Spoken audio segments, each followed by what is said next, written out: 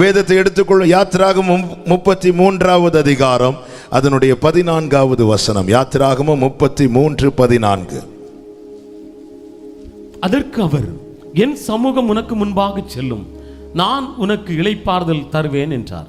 கர்த்தருடைய பரிசுத்த நாமம் மகிமைப்படுவதாக. இந்த மாதம் கர்த்தர் இந்த வார்த்தையை வாக்குத்தத்தமாய் கிருபையாய் தந்திருக்கிறார். கர்த்தர் நல்லவர். ஆமென். ஆண்டவர் சொல்லுகிறார், என் சமூகம் உனக்கு முன்பாக செல்லும், நான் உனக்கு இளைப்பாறுதலை தருவேன்.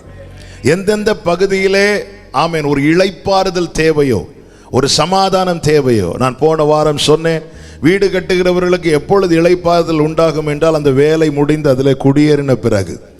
ஆமென். வேலை தேடுகிறவர்களுக்கு எப்பொழுது இளைப்பாறுதல் உண்டாகும் என்றால் அந்த வேலை கிடைத்து அந்த கையின் கிரியைகள் உறுதியான பின்பு.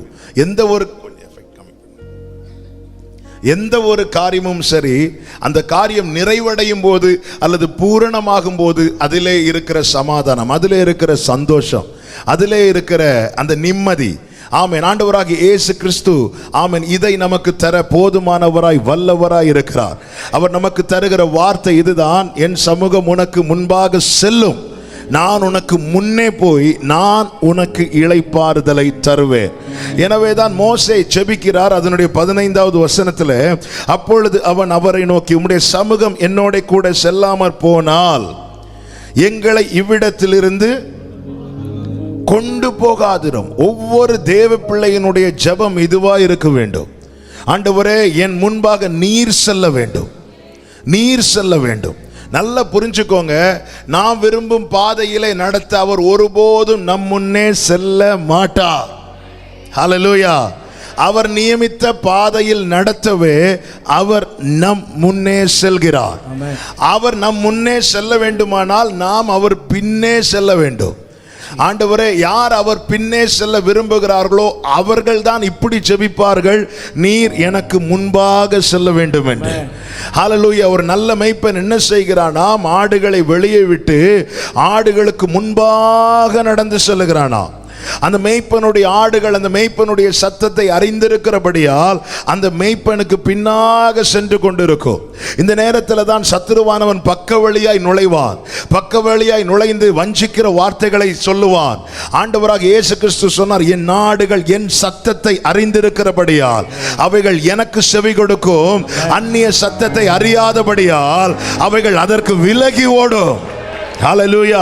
எல்லா சத்தத்துக்கும் செவி கொடுக்கிறவர்கள் நிச்சயமாய் பாதையினின்று விலகுவார்கள் என்பதிலே சந்தேகமில்லை. இயேசு கிறிஸ்து அதை தெளிவாய் யோவான் 10வது அதிகாரத்திலே சொல்லி இருக்கிறார். அவர் நமக்கு முன்பாக செல்லும் போதுதான் நமக்கான இளைப்பாறுதல் இருக்கிறது. இந்த நாளிலே நல்ல கவனிக்கும்படி உங்களை அன்பாய் கேட்டுக்கொள்ளுகிறேன். என்னாகமம் 10வது அதிகாரம் அதனுடைய 33வது வசனத்தில் இப்படி ஒரு வார்த்தை சொல்லப்பட்டிருக்கிறது. என்னாகமம் 10வது அதிகாரம் 33வது வசனம்.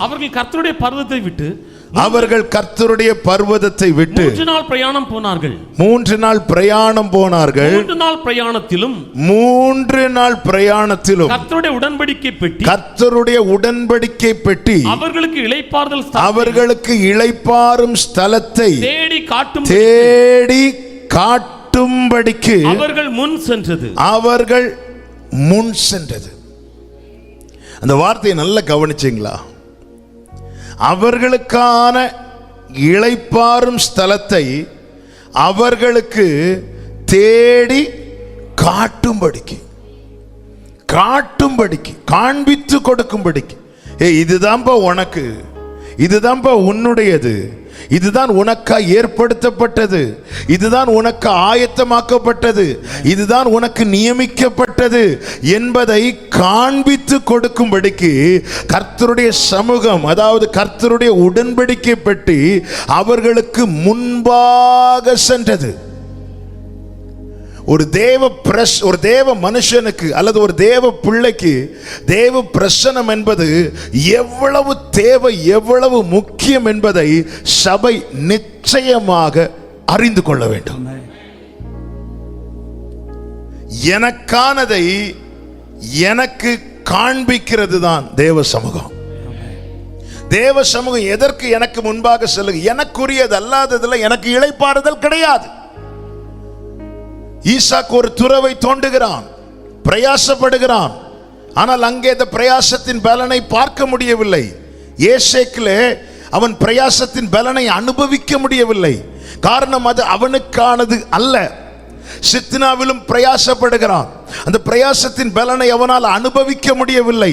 காரணம் அதுவும் அவனுக்கானது அல்ல. ஆனா ரெகோபோத்துக்கு வரும்போது ரெகோபோத்தை குறித்து ஈசாக்கு சொல்லுகிறாரு, இது கர்த்தர் நம் பலுகும்படிக்கு நமக்கு இடம் உண்டாக்கினார். இது கர்த்தர் காண்பித்து கொடுத்தது, இது கர்த்தர் ஏற்படுத்தினது. அங்கே சத்துருக்கள் யாரும் அந்த எல்லைக்குள்ளே வரவில்லை என்று வேதம் நமக்கு காண்பிக்கிறது. இந்த கால வேளையில் என்னை கேட்டுக்கொண்டிருக்கிற ஒவ்வொருவருக்கும் சொல்லுகிற வார்த்தை இதுதான், நமக்கு எது நியமிக்கப்பட்டிருக்கிறதோ, நமக்கு எது ஏற்படுத்தப்பட்டிருக்கிறதோ, நமக்கு எது ஆயத்தமாக்கப்பட்டிருக்கிறதோ அதை நமக்கு தேடி காட்டும்படிக்கு கர்த்தருடைய பிரசன்னம், கர்த்தருடைய சமூகம் நமக்கு முன்பாக செல்லுகிறது. ஏசாயா 62:12 அருமையான ஒரு வார்த்தை. அது படிக்கும் போதெல்லாம் என் உள்ளம் ஆமென் மகிழுகிற வார்த்தை என்ன தெரியுமா? நீ தேடிக்கொள்ளப்பட்டதென்று பெயர் பெறுவாய். நீ தேடி கொள்ளப்பட்டது. ஆமென். உன்னை அவர் தேடி தமக்கென்று எடுத்திருக்கிறார். நீ தேடிக்கொள்ளப்பட்டதென்று பெயர் பெறுவாய். ஒரு கழுதைய 2 பேரை வச்சு தேட வச்சார் ஆண்டவர்ல. நீங்க போங்க, பக்கத்து கிராமத்துக்கு போங்க, அங்க ஒரு கழுதை கட்டப்பட்டிருக்கும். அந்த கழுதை அந்த நாள் முதல் இந்த பெயர் பெற்றிருக்கும். என்ன தெரியுமா? நானும் தேடிக்கொள்ளப்பட்டவன். என்னை தேடினார்கள், என்னை கண்டடைந்தார்கள், என்னை எடுத்துக்கொண்டார்கள், என்னை இயேசுவின் இடத்திலே கொடுத்தார்கள். தேடிக்கொள்ளப்பட்டதென்று நீ பெயர் பெறுவாய். இந்த நாளிலே ரட்சிக்கப்பட்டு தேவ சமூகத்தில் இருக்கிற ஒவ்வொருவருக்கும் இந்த பெயரை கர்த்தர் தந்திருக்கிறார். கைகளை உயர்த்தி ஆமென் சொல்லுங்க. நான் தேடிக்கொள்ளப்பட்டவன் என்று சொல்லுகிறவர்கள் வலது கரத்தை உயர்த்தி இந்த வார்த்தையை சத்தமா சொல்லுங்க பார்க்கலாம். நான் தேடிக்கொள்ளப்பட்டவன். ஹல்லேலூயா. நீ தேடிக்கொள்ளப்பட்டவனுக்கு வேண்டியதை அவருடைய சமூகம் தேடி கொடுக்கும். ஆமென். ஹல்லேலூயா. நாம் தேட வேண்டியதில்லை, நாம் தேட வேண்டியது அவர் சமூகத்தை மட்டுமே. அவர் சமூகத்தை மாத்திரம் நாம் நாடும்போது நாம் தேடிக்கொள்ளப்பட்டவர்கள். இதை மறந்துவிடவே கூடாது. ரட்சிக்கப்பட்ட ஒவ்வொரு தேவ பிள்ளையும் இந்த வார்த்தையை சொந்தமா பிடித்து கொள்ளணும். அவர்களை பரிசுத்த ஜனம் என்றும் கர்த்தரால் மீட்கப்பட்டவர்கள் என்றும் சொல்லுவார்கள். மீட்கப்பட்டவர்களுக்கு கொடுக்கப்படுகிற நாமம் என்ன தெரியுமா? நீ தேடிக்கொள்ளப்பட்டவன், நீ கைவிடப்படாத நகரம். ஹல்லேலூயா. நீ தேடிக்கொள்ளப்பட்டவன், நீ தேடிக்கொள்ளப்பட்டவன், நீ தெரிந்தெடுக்கப்பட்டவன். என் தாசனாகிய தாவீதை நான் கண்டுபிடித்தேன். நீ தேடிக்கொள்ளப்பட்டவன். அப்ப தேடிக்கொள்ளப்பட்டவனுக்கு வேண்டியதை அவருடைய சமூகம் முன்பாக சென்று தேடி கொடுக்கும். ஹல்லேலூயா. நீங்கள் அவர்களுக்கு இளைப்பாறும் ஸ்தலத்தை தேடி காட்டும்படிக்கு அவர்கள் முன்பாக சென்றது. நாம் சமூகத்தை தேடும் போது அவர் நமக்கானதை தேடி நமக்கு கொடுக்கிறார். தேடி கொடுக்கிறார் என்று சொல்லும் போது அவர் அறியாதது அல்ல. ஆமென். அவர் நமக்கு முன்பாக செல்லுகிறார். அவருக்கு பின்னாக செல்லுகிறவனுக்கு நிச்சயமா, மேய்ப்பனுக்கு பின்னாக செல்லுகிற ஆடுகளுக்கு அசைக்க முடியாத நம்பிக்கை என்ன தெரியுமா? நிச்சயமா இந்த நாளில் எனக்கு ஒரு மேய்ச்சல் உண்டு. மேய்ப்பனுக்கு பின்னாக செல்லுகிற ஆடுகளின் நம்பிக்கை என்ன தெரியுமா? எனக்கு மேய்ச்சல் உண்டு. ஆமென். எனக்கு மேய்ச்சல் உண்டு, எனக்கு அமர்ந்த தண்ணீர் உண்டு. ஹல்லேலூயா. அவருக்கு பின்னாக செல்லுகிறவர்களுக்கு இதுதான் நம்பிக்கை. எங்க இருக்கிறது, எப்படி இருக்கிறது, அது ஆடு அறிய வேண்டிய அவசியம் இல்லை. அது மேய்ப்பன் பார்த்து கொள்வார். ஆடு அறிய வேண்டியது மேய்ப்பனை மட்டும்தான். ஹல்லேலூயா. ஆடுகள் அறிய வேண்டியது கொஞ்சம் ஆடு அறிய வேண்டியது மேய்ப்பனை மட்டும்தான். மீதி எல்லாம் மேய்ப்பன் பார்த்து கொள்வார். எந்த இடத்துல புல் இருக்கிறது, எந்த இடத்துல தண்ணீர் இருக்கிறது, எந்த இடத்துல ஆபத்து இருக்கிறது. நான் மரண இருளின் பள்ளத்தாக்கிலே நடந்தாலும் பொல்லாப்புக்கு பயப்படேன், தேவரீர் என்னோடு கூட இருக்கிறீர். எந்த இடத்துல ஆபத்து இருக்கிறது எல்லாம் மேய்ப்பன் அறிவார். கர்த்தருக்கு மகிமை உண்டாவதாக. ஆமென். நல்ல கவனமா கேளுங்க. இங்க இந்த வசனத்தில் இப்படி ஒரு வார்த்தை சொல்லப்பட்டிருக்கிறது. அவர்கள் கர்த்தருடைய பர்வதத்தை விட்டு 3 நாள் பிரயாணம் போனார்கள். 3 நாள் பிரயாணத்திலும் கர்த்தருடைய உடன்படிக்கை பெட்டி அவர்களுக்கு இளைப்பாறும் ஸ்தலத்தை தேடி காட்டும்படிக்கு அவர்கள் முன் சென்றது. அப்ப இங்க ஒரு காரியம் தெளிவாய் சொல்லப்பட்டிருக்கிறது. ஆமென். அவர்களுக்கானதை அவர்கள் கண்டடைய அல்லது சுதந்தரிப்பதற்காக சில நாட்கள் அங்கே கொடுக்கப்பட்டிருக்கிறதை நம்மால் பார்க்க முடியும். இங்கே 3 நாட்கள் என்று சொல்லப்பட்டிருக்கிறது. நல்ல கவனமா கேளுங்க. நாட்களை தீர்மானிப்பது, எத்தனை காலமாகும், எவ்வளவு நாளாகும், நான் எத்தனை நாள் காத்திருக்க வேண்டும் என்பதை தீர்மானிக்கிறது பின்னாடி நடக்கிற ஜனம் அல்ல, முன்னாக போகிற கர்த்தருடைய பெட்டி. இந்த கர்த்தருடைய பெட்டி எது நமக்கானதை தேடி காண்பித்து கொடுக்கிறதோ அதுதான் நமக்கான நாட்களை தீர்மானிக்கிறது. எத்தனை காலத்துக்கு பின் இது நடக்கும், இன்னும் எத்தனை காலம் காத்திருக்க வேண்டும், நமக்கு தெரியாத வசனங்கள் அல்லவே. தேவரீர் எழுந்தருளி சீயோனுக்கு இறங்குவீர், அதற்கு தயை செய்யும் காலமும் அதற்காக குறித்த நேரமும் வந்தது.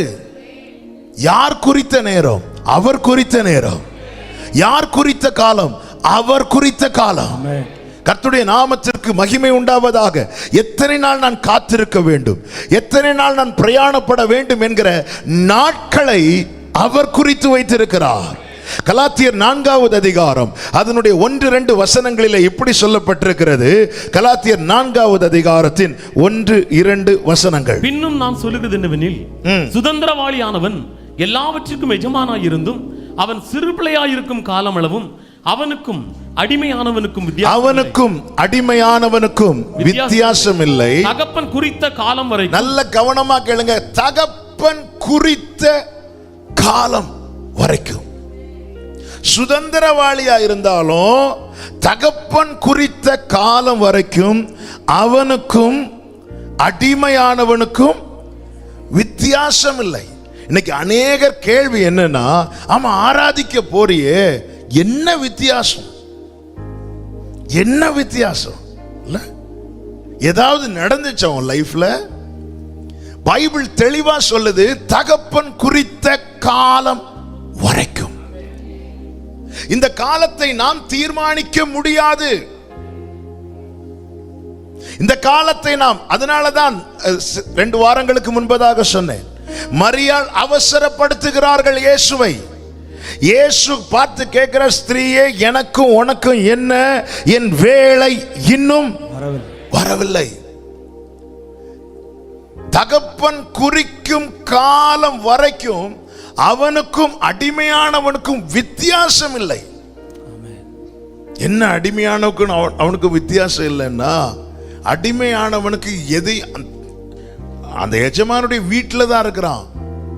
எஜமான் கொடுக்கிறத சாப்பிடணும், சொல்றத செய்யணும், அவ்வளவுதான். எதையும் தனக்கு சொந்தமாக்கி கொள்ள முடியாது, எதையும் சுதந்திரமாக்கி கொள்ள முடியாது. பையன் என்பவன், மகன் என்பவன் இது எல்லாத்துக்கும் ஓனரா அடுத்து வரப்போறவனா இருந்தாலும் தகப்பன் குறிக்கும் காலம் வரைக்கும் அதுல இருந்து எதையுமே தொட முடியாது. எல்லாம் இருக்கு, வாக்குத்தத்தம் இருக்கிறது. ஆமென். நீ வாளாகாமல் தலையாவா எல்லாம் சொல்லுவார், எல்லா வாக்குத்தத்தங்களும் இருக்கிறது. ஆனா இதை சுதந்திரிக்கும்படிக்கு தகப்பன் ஒரு காலத்தை குறித்து இருக்கிறார். அது வரைக்கும் என்ன நடக்கிறது? போன வாரம் சொன்னது போல டெய்லி சாப்பாடு கிடைக்குது, வஸ்திரம் கிடைக்குது, செருப்பு கிடைக்குது. அதாவது என்னுடைய அன்றாட தேவைகள் சந்திக்கப்படுதே தவிர இன்னும் பெருசா ஒன்றும் சாதிக்கல, பெருசா ஒண்ணுமே கிடைக்கல, பெருசா எதுவுமே இல்லை. நல்லா புரிஞ்சுக்கோங்க. இப்படிப்பட்ட நிலைமை வரும்போது தான் ஒரு தேவ பிள்ளை புரிந்து கொள்ளணும். ஆமை, நான் சுதந்திரிக்கும்படியான காலத்தை என் தகப்பன் குறித்திருக்கிறார். சாராளுக்கு தேவன் ஒரு காலத்தை குறித்தார். ஆதியாகமம் 21:1-2 வசனங்களிலே சொல்லப்பட்டிருக்கிறது, தகுந்த காலம், குறித்த காலம், தேவன் சொன்னபடியே நடந்தது என்று. ஆனால் அதனுடைய 16வது அதிகாரத்தில் 4வது வசனத்தை வாசியுங்கள். 16:4. அவன் ஆகாரோடு சேர்ந்த போது அவள் கர்ப்பம் தரித்தாள். அவள் தான் கர்ப்பவதியானதை கண்டபோது தன் நாச்சியாரை அற்பமாக எண்ணினாள். அப்ப தேவன் குறித்த காலம் வரைக்கும் அற்பமா எண்ணப்படுவது உண்டு. தேவன் குறித்த காலம் வரைக்கும் அடிமையானவருக்கும் அவனுக்கும் வித்தியாசம் இல்லை. இப்போ அடிமையானவளே சாராளை எப்படி எண்ணுகிறாள்? அற்பமா எண்ணுகிறாள். அற்பமா. எவ்வளவு காலம்? தேவன் குறித்த காலம் வரைக்கும். தேவன் குறித்த காலம் வரைக்கும் சாராள் அற்பமா எண்ணப்பட்டாள். தேவன் குறித்த காலம் வரைக்கும் யோசேப்பு அடிமையாகவே இருந்தான். அடிமையாகவே இருந்தான். இன்னைக்கு சாராள் யார் அப்படின்னு கேட்டா நாம யாராவது அற்பமா எண்ணப்பட்டவள் சொல்லுவோமா? சொல்ல மாட்டோம். என்ன சொல்லுவோம்? விசுவாசிகளுக்கு தாய் என்போம். ஏன்? நாம் குறித்த காலத்தை கண்டோம் சாராள் வாழ்க்கையில. ஆனால் குறித்த காலத்துக்கு முன்பு வரைக்கும் ஆமென், அவள் அற்பமா எண்ணப்பட்டாள். எவ்வளவு காலம் அற்பமா எண்ணப்பட்டாள்? தேவன் குறித்த காலம் வரைக்கும், தகப்பன் குறிக்கும் காலம் வரைக்கும் குமாரனுக்கும் அடிமையானவனுக்கும் வித்தியாசம் இல்லை. யோசேப்பு அடிமையாகவே நடத்தப்பட்டான். அதனாலதான் போர்த்திபாரின் மனைவி குற்றம் சாட்டும் போது யோசேப்பின் தரப்பிலிருந்து எந்த காரியமும் கேட்கவில்லை. அடிமைக்கு வாய்ஸ் கிடையாது. நியாயம் அவன் பக்கம் இருந்தாலும், நீதி அவன் பக்கம் இருந்தாலும், உண்மை அவன் பக்கம் இருந்தாலும் அவனுக்கு வாய்ஸ் கிடையாது. எத்தனை இடத்துல வாய்ஸ் இல்லாம இருந்திருப்போம். தேவன் குறிக்கும் காலம் வரைக்கும் வாழ்க்கையில இப்படிப்பட்ட அனுபவங்கள் வரும்போது ஒரு தேவ பிள்ளை ஆமா என் முன்னாடி கர்த்தர் சமூகம் செல்லுமானால் இந்த நிந்தை தேவன் குறிக்கும் காலத்திலே மாறப் போகிறது. ஆமே, இந்த நிலைமை தேவன் குறிக்கும் காலத்திலே மாறப் போகிறது. ஹல்லேலூயா, ஆமென். தாவீதை பாருங்க. தாவீதுக்கு மேல் அபிஷேகத்தை வைக்கும் போது வாக்குத்தத்தம் கொடுக்கப்படுகிறது. இஸ்ரவேல் மேல ராஜாவாக அவன் தெரிந்தெடுக்கப்படுகிறான். ஆனால் தேவன் குறித்த காலம் வரைக்கும் அவன் துரத்தப்பட்டு கொண்டே இருந்தான். அவன் விரட்டிட்டே இருக்கிறாங்க. ஒரு இடத்துல அவனை உட்கார விட மாட்டாங்க. எங்க போன துரத்திட்டே வரான். தேவன் குறித்த காலம் வரைக்கும் தாவீது தங்கியிருந்த இடங்கள் எல்லாம் காடு, ஆமென், குகை, வனாந்தரம். வீட்டில் நிம்மதியா படுத்து தூங்கினதா பார்க்க முடியாது. வீட்டில் நிம்மதியா இருக்க முடியல. ஒரு நாள் கூட வீட்டில் நிம்மதியா படுத்து தூங்க முடியல. ஆமா, எங்க இருப்பேனே தெரியல. இன்னைக்கு காட்டில் இருக்கிற, நேத்து குகையில இருந்தேன், நாளைக்கு எங்க இருக்க போறேன்னு தெரியல. ஆமென்.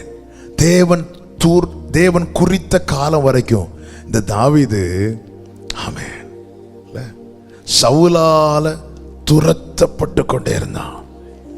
துரத்தப்பட்டு கொண்டே இருந்தான். நல்ல கவனமா கேளுங்க. தேவன் குறித்த காலம் வந்தது. தேவன் குறித்த காலம் வந்தபோது 2 சாமுவேல் 5வது அதிகாரம் 1, 2, 3 வசனங்களில் எப்படி சொல்லப்பட்டிருக்கிறது? வாசியுங்கள்.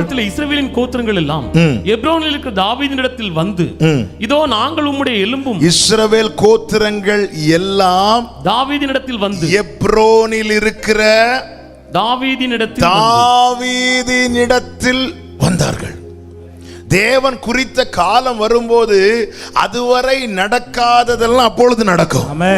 ஆமென் சொல்லுங்க பார்க்கலாம். இப்ப தாவீது ஒவ்வொரு இடமா இதுவரை ஓடிட்டு இருந்தார், ஒவ்வொரு இடமா பார்த்துட்டு இருந்தார். தேவன் குறித்த காலம் வந்தபோது இதுவரை நடக்காத காரியங்கள் இப்பொழுது நடக்கிறது. எப்ரோனில் இருக்கிற தாவீதின் இடத்துல இஸ்ரவேல் கோத்திரங்கள் எல்லாரும் வராங்க. அடுத்த வசனம், 2வது வசனம். சவுல் எங்கள் மேல் ராஜாவாக இருக்கும்போது இஸ்ரவேலை நடத்தி கொண்டு போனவரும் நடத்தி கொண்டு வந்தவரும் நீரே. 3வது வசனத்தை வாசிங்க. இஸ்ரவேலின் மூப்பர் எல்லாரும் எப்ரோனிலே ராஜாவினிடத்தில் வந்தார்கள். 1வது வசனத்தில் எப்படி வாசித்தோம்? இஸ்ரவேலர் எல்லாரும் எப்ரோனில் இருக்கிற தாவீதினிடத்தில் வந்தார்கள். தாவீதினிடத்தில் வந்தார்கள். 3வது வசனம், ராஜாவினிடத்தில் வந்தார்கள். கரெக்ட்டா வாசிங்க. இஸ்ரவேலின் மூப்பர் எல்லாரும் எப்ரோனில் இருக்கிற ராஜாவினிடத்தில் வந்தார்கள். குறித்த காலம் வரும் வரைக்குதான், குறித்த காலம் வரும் வரைக்குதான் இந்த நிலைமை. தேவன் குறித்த காலம், தேவன் குறித்த வேளை வரும்போது உன்னுடைய அடையாளம் மாறும், வித்தியாசம் உண்டாகும். கரங்களை தட்டி ஹல்லேலூயா. ஜீசஸ். ஹalleluya. யாத்திராகமம், ஆமென், அதனுடைய 8வது அதிகாரம். நமக்கு தெரியும் ஒவ்வொரு வாதைகளாய் தேசத்தில் நடந்து கொண்டிருக்கிறது. தண்ணீர் இரத்தமாய் மாறினது அடிமையானவனுக்கு இவனுக்கு வித்தியாசம் இல்லை.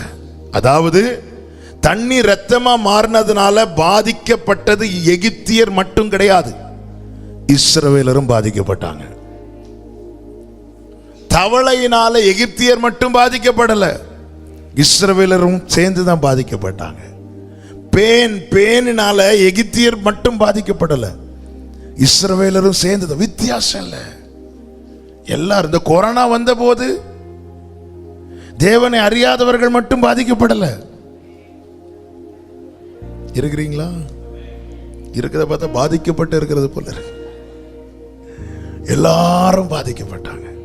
ஆனா தேவன் ஒரு காலத்தை குறித்தார். ஆண்டவர் என்ன சொன்னார் தெரியுமா? கர்த்தருக்கு மகிமை உண்டாவது. 8:23 வாசிங்க. 22வது வசனம் முதல். பூமி நடுவில் நானே கர்த்தர் என்பதை நீ அறியும்படி என் ஜனங்கள் இருக்கிற கோசே நாட்டில் அந்நாளிலே வண்டுகள் வராதபடிக்கு அந்த நாட்டை நான் விசேஷப்படுத்தி. ஹalleluya. இதுவரை எல்லாம் ஒரே போலதான் போயிட்டு இருக்கிறது. தண்ணீர் ரத்தமா மாறும்போது இவங்களும் பாதிக்கப்படுறாங்க, தவளையினால இவங்களும் பாதிக்கப்படுறாங்க, பேனால இவங்களும் பாதிக்கப்படுறாங்க. எல்லாம் ஒரே மாதிரி தான் போயிட்டு இருக்கிறது. ஆனால் இப்பொழுது கர்த்தர் சொல்லுகிறார், இனி அப்படி போகாதுப்பா. ஆமென். பூமி நடுவில் நானே கர்த்தர் என்பதை நீ அறியும்படி என் ஜனங்கள் இருக்கிற கோசே நாட்டை அவர் விசேஷப்படுத்தி. அடுத்த வசனத்தை வாசிங்க. என் ஜனங்களுக்கும் உன் ஜனங்களுக்கும் வித்தியாசம் உண்டாகும்படி செய்வேன் என்று கர்த்தர் சொல்லுகிறார் என்று சொல் என்றார். அடுத்த வசனம். அப்படியே கர்த்தர் செய்தார். எப்படி கர்த்தர் செய்தார்? எப்படி செய்வேன் என்று சொன்னாரோ, எல்லாரும் சத்தமா சொல்லுங்க. அப்படியே எப்படி செய்வேன் என்று கர்த்தர் சொன்னாரோ அப்படியே. எத்தனை பேர் நம்புறீங்க இந்த காலை வேளையில? ஆமென். என் வாழ்க்கையில தேவன் எப்படி செய்வேன் என்று சொன்னாரோ, சத்தமா சொல்லுங்க, அப்படியே. ஹalleluya. எப்படி செய்வேன் என்று சொன்னாரோ அப்படி. அது வரைக்கும் ஒரே மாதிரி தான் போயிட்டு இருக்கும். தேவன் குறித்த வேளை வரும்போது அப்படியே செய்வார். அது வரைக்கும் அடிமையானவனுக்கும் இவனுக்கும் வித்தியாசம் இல்லை. தேவன் காலத்தை குறிக்கிறார். எனவேதான் ரோமர் 9வது அதிகாரம் அதனுடைய 7வது வசனத்திலே ஆபிரகாமுக்கு சொல்லப்பட்ட வாக்குத்தத்தம் இப்படி இருக்கிறது. அவர்கள் ஆபிரகாமின் சந்ததியாரானாலும் எல்லாரும் பிள்ளைகள் அல்லவே, ஈசாக்கினிடத்தில் உன் சந்ததி விளங்கும் என்று சொல்லி இருக்கிறது என்று சொல்லி இருக்கிறதே என்று சொல்லி. இனி 9வது வசனத்தை வாசியுங்கள். அந்த வாக்குத்தத்தமான வார்த்தையானது குறித்த காலத்திலே வருவேன். வாக்குத்தத்தம் சொல்லப்பட்டிருக்கிறது. ஆனா அது எப்பொழுது நிறைவேறுமா? குறித்த காலம். நல்ல கவனமா கேளுங்க. குறித்த காலம். இனி 6வது வசனத்தை வாசியுங்கள். தேவ வசனம் அவமாய் போயிட்டு என்று சொல்லக்கூடாது. இன்னைக்கு அநேகருடைய பிரச்சனை என்ன தெரியுமா? வாக்குத்தத்தம் நாம் நினைத்தது போல நம்முடைய வாழ்க்கையில் நடக்காமல் போகும்போது நம்ம வாயில வருகிற வார்த்தை இதுதான், தேவ வசனம் அவமாய் போயிட்டு. வாயால சொல்ல மாட்டோம், ஆனால் நாம் தெரிந்தெடுக்கிற வழியினாலே காண்பித்து கொடுப்போம். ஆபிரகாம் வாழ்க்கையில கொஞ்சம் தாமதமிக்கிறது போல தோன்றினதும் ட்ராக் மாறுது இல்ல. ஆகாரிடத்தில் பிரவேசித்தான். ஆபிரகாம் வாயால சொல்லவில்லை, தேவ வசனம் அவமாய் போயிற்றென்று. ஆனால் தான் தெரிந்தெடுத்த வழியினால் இதை காண்பித்த போது 99வது 13 வருஷம் ஆண்டவர் ஆபிரகாமோடு இடைபடவில்லை. 86வது வயதில் பேசின ஆண்டவர் 99 வயது வரை பேசினதாக வேதத்தில் எங்கும் இல்லை. ஆனால் 99வது வயதில் கர்த்தர் தரிசனமாகி சொல்லுகிறார், நீ எனக்கு முன்பாக நடந்து கொண்டு உத்தமனாயிரு, நான் சர்வ வல்லமையுள்ள தேவன். இன்னைக்கு நம்மில் அநேகர் வாழ்க்கையில வார்த்தைகள் நாம் நினைத்தது போல நினைத்த நேரத்தில் நடக்காமல் போகும்போது, நாம் தெரிந்தெடுக்கிற பாதைகள் மூலமாய், நாம் செய்கிற காரியங்கள் மூலமாய் என்ன சொல்லுகிறோம் தெரியுமா?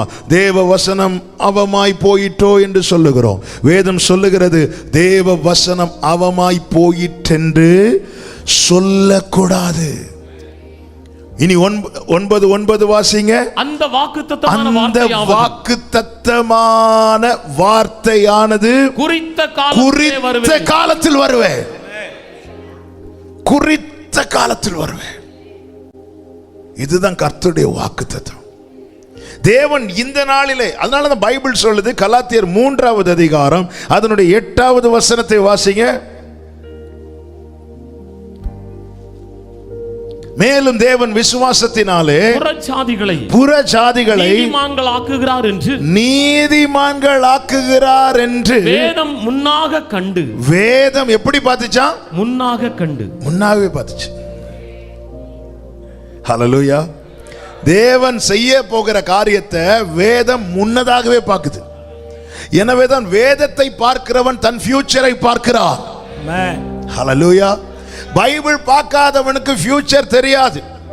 வேதத்தை எவன் பார்க்கிறானோ அவன் தன்னுடைய ஃபியூச்சரை பார்க்கிறான். ஆமே. நம்ம ஃபியூச்சரை எங்க பார்க்கிறோம்? யார்கிட்ட கையை கொடுக்கிறோம்? யார்கிட்ட முகத்தை கொடுக்கிறோம்? யார்கிட்ட பயோடேட்டா கொடுக்கிறோம்? வேதம் எல்லாவற்றையும் முன்னதாக பார்க்கிறது. முன்னதாக கண்டதுனால அவருடையவர்களுக்கு வாக்குத்தத்தமா அது சொல்லுது. ஆனா சொன்னதும் உடனே நடக்காது. வாக்குத்தத்தமான வார்த்தையானது குறித்த காலத்தில் வருவேன். ஆமென்.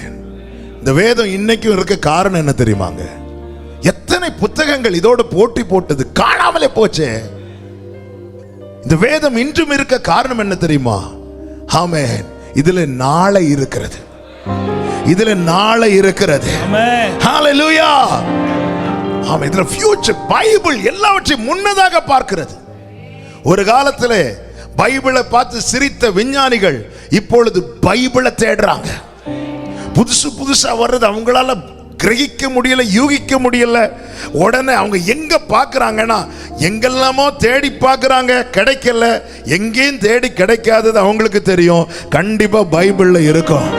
ஹல்லேலூயா, ஹல்லேலூயா. நல்லா புரிஞ்சுக்கோங்க.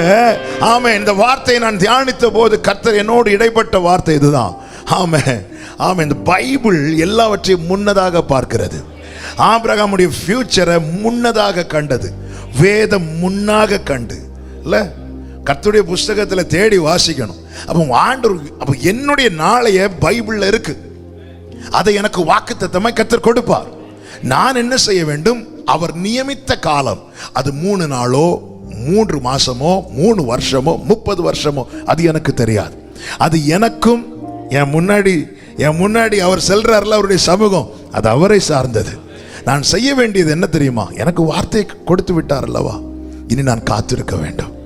அவர் சொல்ல நாள் வரைக்கும், அவர் குறித்த நாள் வரைக்கும் நான் எக்காரணம் கொண்டும் என்னுடைய வார்த்தையினாலேயோ என்னுடைய செயல்களினாலேயோ என்னுடைய கிரியைகளினாலேயோ கர்த்தருடைய வார்த்தை அவமாய் போயிட்டு சொல்லவே கூடாது, சொல்லவே கூடாது. ஹல்லேலூயா. எனவே தான் தாவீது அவருடைய வேலைக்காய் காத்திருக்கிறான். அவனுக்குள்ள ஏக்கம் வரும், என் ஆத்துமாவே நீ ஏன் கலங்குற, ஏன் எனக்குள்ள தியங்குற, நீ தேவனை நோக்கி காத்திரு. குகையில இருக்கும்போது சொல்றான், நீ கர்த்தருக்கு காத்திரு. தனிமையில இருக்கும்போது சொல்றான் காத்திரு. ஈட்டியை தூக்கி எறிகிறான். எப்படிங்க இருக்கும்? சவுல் தான் கூப்பிட்டு விடுறான்ல. நம்மள ஒருத்தங்க வீட்டுல கூப்பிட்டு அவமானப்படுத்தினா, அசிங்கப்படுத்தினா எப்படிங்க இருக்கும்? சவுல் கூப்பிட்டு விடுறான். தாவீதின் தகப்பனிடத்துல சொல்றான், அவன் இங்கேயே இருக்கட்டும், அவன் இங்கேயே இருக்கட்டும். ஆமென். இப்படி ஆசை வார்த்தைகள் நம்பி கூப்பிட்டு விட்டு வீட்டுக்குள்ள கொண்டு ஃப்ரெண்ட்ல விட்டு ஈட்டியை தூக்கி எறியும் போது எவ்வளவு வேதனை, எத்தனை அவமானம், எவ்வளவு நெருக்கம். ஹல்லேலூயா. ஆனா ஒரு நாள் வந்தது, எளியவனை குப்பையில் இருந்து எடுத்து பிரபுக்களோடு உட்கார வைத்து. எத்தனை பேர் நம்புறீங்க எனக்கு ஒரு காலத்தை குறித்திருக்கிறார்? சொல்றேன், பயங்கரமான குழியிலும் 39 கடைசியில சொல்ற, ஆமென், நான் இராமல் போகும் முன்னே என்னிடத்துல பொறுமையாயிரும். ஆண்டவர் இப்படியே போயிட்டு இருந்தா நான் இல்லாம போயிருவேன் ஆண்டவர். 41:2 சொல்றேன், கர்த்தருக்காக பொறுமையோடு காத்திருந்தேன். 39 கடைசி 41 சேர்த்து வாசிங்க. நான் இனி இராமற் போகும் முன்னே, நான் இனி இராமற் போகும் முன்னே தேர்தல் அடையும்படி என்னிடத்தில் பொறுமையாய். எனக்கு ஒரு இளைப்பாறுதல் வேணும் ஆண்டவரே. எங்க போனாலும் சவுல் துரத்துறானே, வீட்டுக்குள்ள வந்தா ஈட்டி எறிகிறான், நான் எங்க இருந்தாலும் ஆட்களை விட்டுட்டே இருக்கிறான். இப்படியே போயிட்டு இருந்தா நான் இனி இல்லாமலே போயிருவேன். நான் இனி இராமற் போகும் முன்னே தேர்தல் அடையும்படி என்னிடத்தில் பொறுமையாயிரு. 41 கர்த்தருக்காக பொறுமையோடு காத்திருந்து அவர் என்னிடமாய் சாய்ந்து. இந்த வார்த்தையை பார்த்தீங்களா? அவர் என்னிடமாய் சாய்ந்து என் கூப்பிடுதலை கேட்டார். கேட்டு என்ன செய்தார்? தூளில் இருந்து உயர்த்தினீர், தூக்கி என்னை நிறுத்தினீர், துதித்து பாட வைத்தீர். அல்லேலூயா அல்லேலூயா. தூளில் இருந்து செய்தார் அல்லவா? எத்தனை பேர் நம்புறீங்க? எத்தனை பேர் விசுவாசிக்கிறீங்க?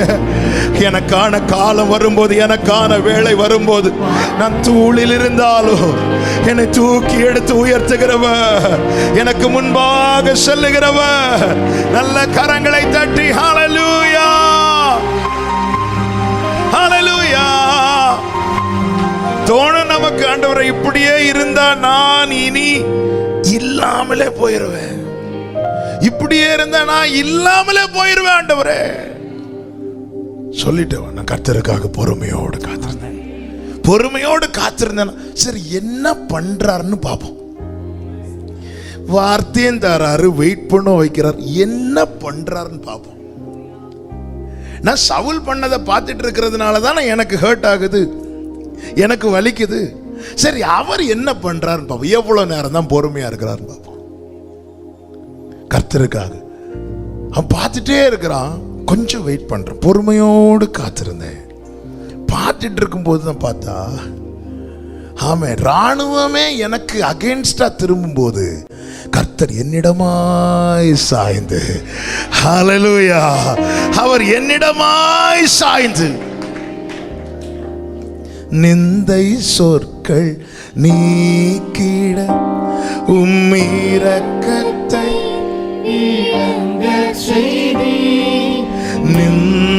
நிந்தித்தோரின் கண்கள் முன்னே நினைத்தீரா அற்புதம் செய்தி.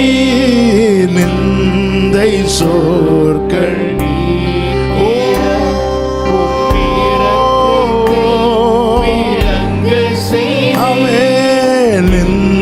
நிந்தித்தோரின் கண்கள் முன்னே.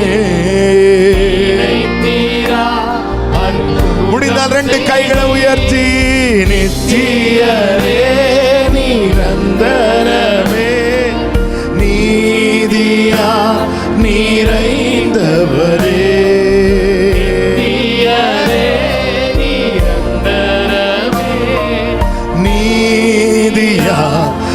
நிறைந்தவரே, தூளில் இருந்து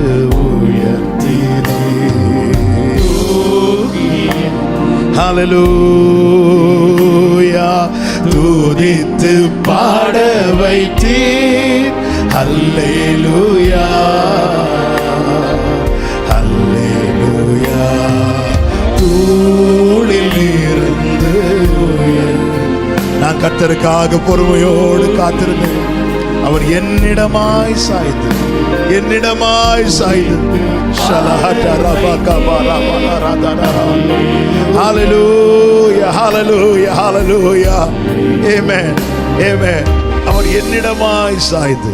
பயங்கரமான குழி, உளையான சேறு. அதனாலதான் தாவீது சொல்ற, நான் இனி இராமற் போகும் முன்னே அவர் என்னை தூக்கி எடுத்து கண்மலை மேல நிறுத்தி, தகப்பன் குறிக்கும் காலம், தகப்பன் குறிக்கும் காலம். இந்த நிந்தை தகப்பன் குறித்த காலத்துல நீங்கும், இந்த வேதனை நீங்கும். எனவேதான் தாவீது சொல்லுகிறார், என் அலைச்சல்களை நீர் அறிந்திருக்கிறேன், என் கண்ணீர் எல்லாம் உம்முடைய துருத்தியில் அல்லவோ இருக்கிறது. இந்த காத்திருக்கும் காலத்தில் அழுத அழுகை எல்லாம் அவருக்கு தெரியும், எல்லாமே தெரியும். ஹல்லேலூயா.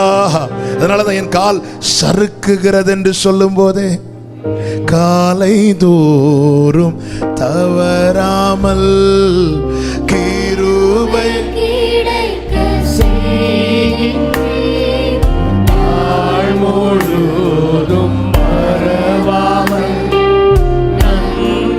நல்லா புரிஞ்சுக்கோங்க, நல்லா புரிஞ்சுக்கோங்க. கிருபை தேவன் தருவது நம்மை தாங்குவதற்கும் சில காரியங்களை நாம தாங்கிறதுக்கும். ஆமென். ஹல்லேலூயா. எப்படிங்க சில காரியங்களை தாங்கிட்டு இருக்கிறோம்?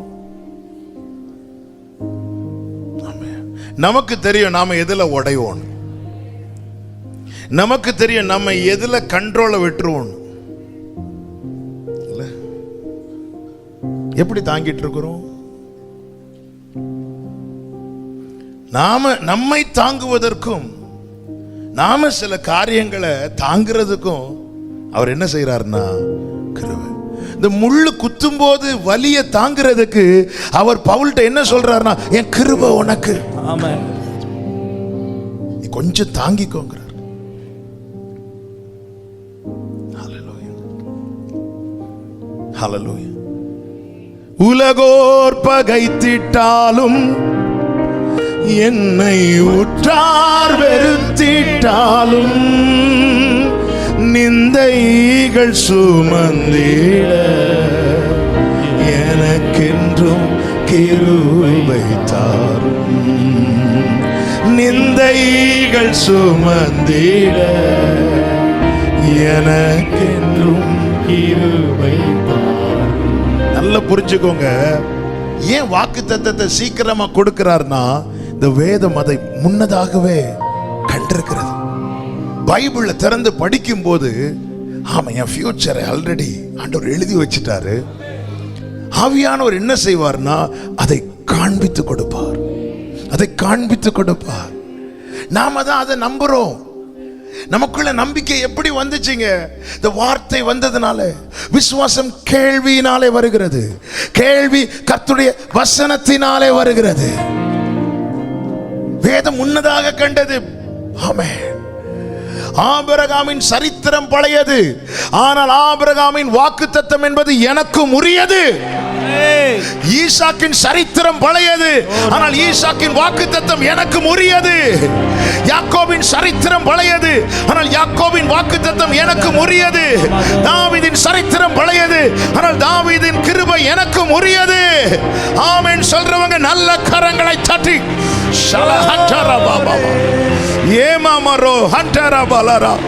இந்த வாக் வேதம் முன்னதாக கண்டு, முன்னமே கண்டு, கண்டதுனால சொல்லுது.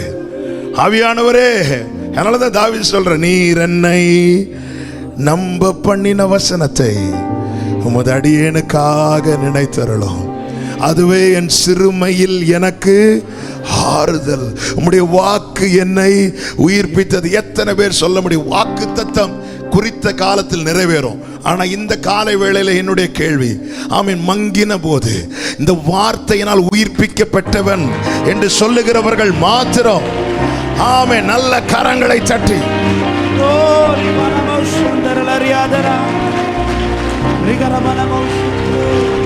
ஹல்லேலூயா. 3 நாள் மட்டும் பிரயாணம் பண்ணார்கள். ஆமே. கேட்பாங்க, ஏன் 3 நாளா நடந்துட்டு இருக்கிற, என்ன சொல்லணும்? ஏன் என்கிட்ட கேட்கிற? அவர்கிட்ட கேளு. யார்கிட்ட? நான் அப்பாட்ட கேளு, அவர் தான் குறித்திருக்கிறார். உங்க அப்பாக்கு இவ்வளவு சொத்து இருக்குல்லப்பா, ஏன்பா உனக்கு ஒண்ணும் இல்லை, நீயும் எல்லாரும் மாதிரி நடந்து தானே போயிட்டு இருக்கிற, அதையும் என்கிட்ட கேட்க? எங்க அப்பா கிட்ட கேளு. இல்ல, எங்க அப்பா கிட்ட கேளு. அவர் உனக்கு தரவே மாட்டாரா? அவர் நல்ல தகப்பன். ஹalleluya ஹalleluya குறித்திருக்கிறார். என் பிள்ளைக்கு இதை நான் எப்போ கொடுக்கணும், என்னைக்கு கொடுக்கணும், இளைப்பாறும் ஸ்தலத்தை தேடி கண்டுபிடிக்க என் முன்னே செல்லும் அவருடைய சமூகத்திற்காக. ஹalleluya என் முன் செல்லும் சமூகம் எனக்கு அளிக்கும் இளைப்பாறுதல். பாடுங்க. என் முன் செல்லும் சமூகம் எனக்கு அளிக்கும் இளைப்பாறுதல். வலது கரத்தை உயர்த்தி உமது கோலும் தடியும் உண்மையாய். அதுதாங்க வேதம், கர்த்தருடைய வார்த்தை. இது முன்னமே கண்டிருக்கிறது. எனவேதான் பேசிட்டே இருக்கிறார். குறித்த காலம் வரும். வாக்குத்தத்தமான வார்த்தையானது குறித்த காலத்தில் நிறைவேறும். உம் பாதம் பணிந்தே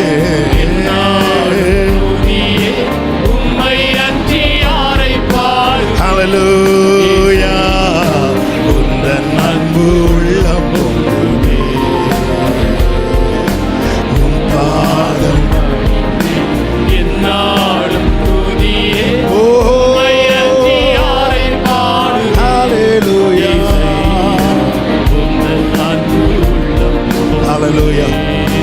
அதனாலதான் ரோமர் 4 சொல்லப்பட்டிருக்கிறோம்.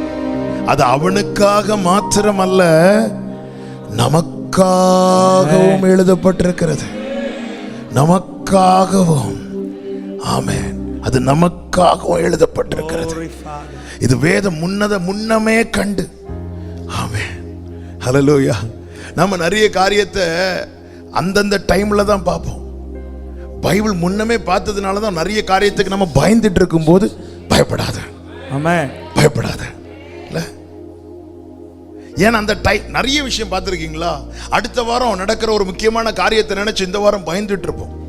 பயங்கரமா பயந்து கரெக்ட் அந்த நாள் அந்த டைம் வரும்போது அந்த காரியம் ரொம்ப லகுவாய் முடியும். லகுவா முடிஞ்சதுக்கு அப்புறம் நம்ம என்ன சொல்லுவோம்? ஆண்டவர் என்கிட்ட முன்னமே சொன்னார். ஆனா நம்ம கேட்க மாட்டோம். எல்லாம் முடிஞ்சதுக்கு அப்புறம் சொல்லுவோம்.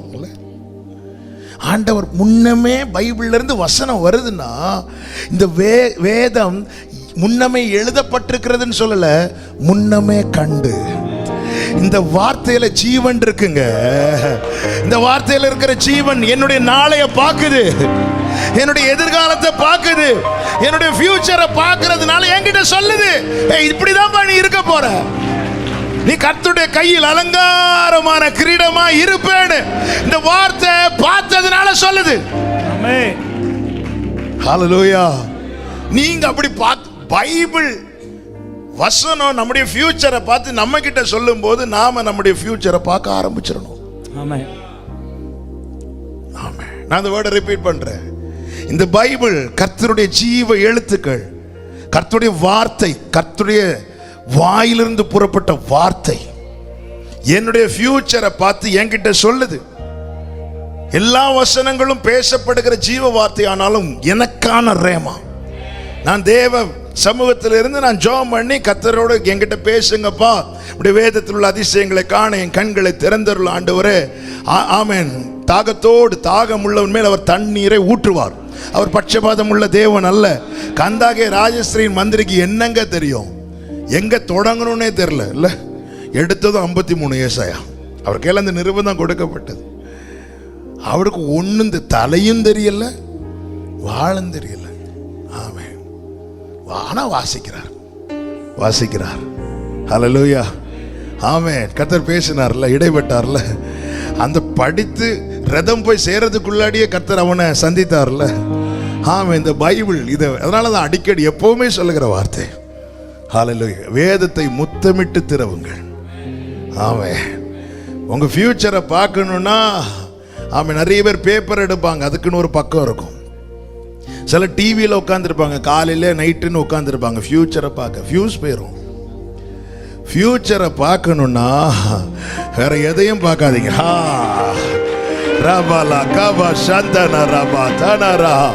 ஃபியூச்சரை பார்க்கிறதுக்கு பைபிள் திறக்கிறவர்கள் பாக்கியவான்கள்.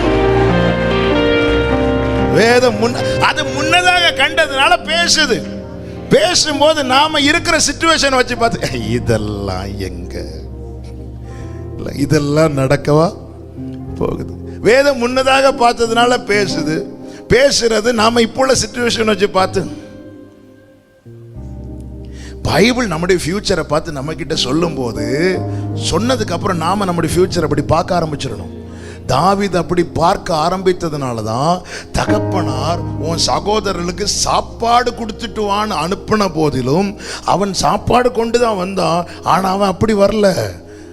அவன் கையில் நான் வந்ததற்கு ஒரு முகாந்திரம் இல்லையா? அவன் ஃபியூச்சரை பார்க்க ஆரம்பிச்சிட்டான். ஏன்னா என் மேல ஊற்றப்பட்ட அபிஷேகம் உண்மை, எனக்கு கொடுக்கப்பட்ட வார்த்தை உண்மை. ஆமென், ஹல்லேலூயா. எல்லாரும் கோலியாத் வந்து நின்றதும் பின்வாங்கி போனாங்க. தாவீது மட்டும் முன்னோக்கி ஓடினானா. ஏன் அத்தனை பேரும் பின்வாங்கினாங்க? அத்தனை பேருக்கும் ஃபியூச்சர் தெரியல, அதனால பயந்து பின்வாங்கினாங்க. தாவீதுக்கு ஃபியூச்சர் தெரிந்தது. அவன் தன் ஃபியூச்சரை பார்த்தான். அவன் தன் எதிர்காலத்தை கர்த்தர் சொன்ன வார்த்தையை வைத்து பார்த்ததுனால கோலியாத்துக்கு எதிர்கொண்டு போனான். ஹல்லேலூயா. ஃபியூச்சர் எத்தனை பேர் பார்க்குறீங்கன்னு தெரியல. வேதம் முன்னமே கண்டு நம்ம கிட்ட சொல்லும். வேதம் சொல்லும். ஹல்லேலூயா. ஆவியானவருடைய உதவி, ஆவியானவர் நமக்கு கொடுக்கப்பட்டிருக்கிறார். கொஞ்ச நேரம் அந்நிய பாஷை பேசிட்டு போறதுக்கு இல்லை. ஆமென். அவருடைய ஆழங்களை அறிந்து, ஆமென், ஆவியானவர் நமக்கு அதை தெரியப்படுத்துகிறார். ஹல்லேலூயா. தெரியப்படுத்துவாருங்க. இதுதான் தெரிஞ்சிட்டுன்னா எவ்வளவு நம்பிக்கை, எவ்வளவு நீங்க அப்படி பார்க்க ஆரம்பிக்கணும். ஹல்லேலூயா.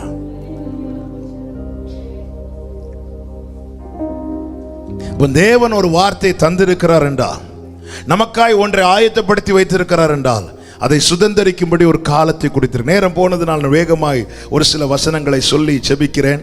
ஆமென். நல்ல கவனி. ஓகே, இந்த காத்திருக்கும் காலத்தில் நாம் செய்ய வேண்டிய பிரதானமான காரியம் என்ன? அது ரொம்ப முக்கியம். இந்த காத்திருக்கும் காலத்தில் அவ காத்திருக்க வைக்கிறார். அப்ப நிச்சயமா தெரியும், எனக்கான இளைப்பாறும் ஸ்தலத்தை தேடி காண்பித்து தந்து என்னை அங்கு கொண்டு போய் விடுவது அவருடைய வேலை. இனி நான் அதை குறித்து ஒரி பண்ண வேண்டிய அவசியம் இல்லை. இனி நான் செய்ய வேண்டியது என்னவென்றால், ஆமென், ஒரு காரியத்தில் தெளிவா இருக்கணும். கர்த்தருடைய தேவ வசனம் அவமாய் போயிற்றென்று என்ன செய்யக்கூடாது? சொல்லவே கூடாது. முன்னமே கண்டதுனால சொன்னார். ஹல்லேலூயா. அவர் நம்ம கிட்ட சொல்லிதான் செய்யணும்னு கிடையாது. ஆனா அவர் அதை தெரியப்படுத்தினார். ஹல்லேலூயா. அவர் தெரியப்படுத்து. நீ நம்பணும், நீ வேற எதையும் பார்த்து போயிடக்கூடாது, இன்னொரு ட்ராக்கு நோக்கி போயிடக்கூடாது. தெரியப்படுத்தி தேவன் வாக்குத்தத்தமான வார்த்தையானது, குறித்த காலத்தில் வருவேன். குறித்த காலத்தில் கர்த்தருடைய நாம மகிமைப்படுவதாக. இப்ப இந்த காத்திருக்கும் காலத்தில் நாம் செய்ய வேண்டிய பிரதானமான காரியம் என்ன? யாத்திராகமம் 40வது அதிகாரம் 36, 37 வசனங்களிலே ஆமென், அதை வாசியுங்கள். யாத்திராகமம் 46, 40, 36, 37. வாசஸ்தலத்திலிருந்து மேகம் மேலே எழும்பும்போது இஸ்ரவேல் புத்திரர் பிரயாணம் பண்ண புறப்படுவார்கள். மேகம் எழும்பாதிருந்தால், மேகம் எழும்பும் போது அவங்க புறப்படுவார்கள். மேகம் எழும்பாதிருந்தால், அது எழும்பும் நாள் வரைக்கும் பிரயாணம் பண்ணாதிருப்பார்கள். அப்படி என்றால் ஒரு காரியம் பாருங்கள், வாசஸ்தலத்துக்கு அந்த ஆசரிப்பு கூடாரத்துக்கு மேல மேகம் எழும்பிட்டுன்னா இவங்க பிரயாணம் பண்றதுக்கு ரெடி ஆயிருவாங்க. மேகம் எழும்பலன்னா உட்காந்துருவாங்க. ஆமென். எதற்கு இந்த வசனங்களை எடுத்து காண்பிக்கிறேன் என்றால், இந்த காத்திருக்கும் காலத்திலே நம்முடைய ஒவ்வொரு அசைவையும் தீர்மானிப்பது அவராக இருக்க வேண்டும். நான் எழும்பணுமா உட்காரணுமா, அதை தீர்மானிக்கிறது மேகமாக இருக்க வேண்டும், அவர் சமூகமாக இருக்க வேண்டும். ஏன்னா அந்த மேகம்தான், அவர் சமூகம்தான் நான் இளைப்பாறும்படியான ஸ்தலத்தை எனக்கு தேடி காண்பிக்க போகிறது.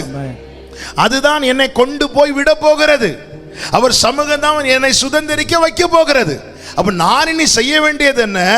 மேகம் எழும்புனா நான் எழும்பணும், மேகம் இருன்னா நான் இருக்கணும். ஹalleluya. அப்ப நான் எதை மட்டும் தான் பார்த்துட்டு இருக்கணும்னா, நான் மேகத்தை மட்டும் பார்த்துட்டு இருக்கணும், அவர் சமூகத்தை மட்டும். இது எப்போ எழும்பும்? மேகம் எழும்பலன்னா அவங்க போக மாட்டாங்க. நாளாகட்டும் ஆகட்டும், நான் தனியா போய் என்ன சாதிக்க போறேன் எனக்கு தெரியாது. ஆமென். நான் இதுவரை பார்க்கவில்லை. ஆமென். எசேக்கியேல்ல இப்படி சொல்ல ஒரு வார்த்தை இருக்கிறது பாருங்க. நான் பார்த்து வைத்ததும்.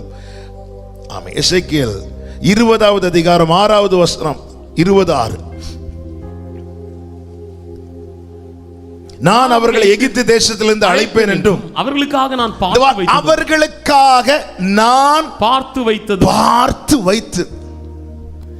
பார்த்து வச்சிருக்கிறாரு. நான் இன்னும் என்ன செய்யல சொல்லுங்க, பார்க்கல.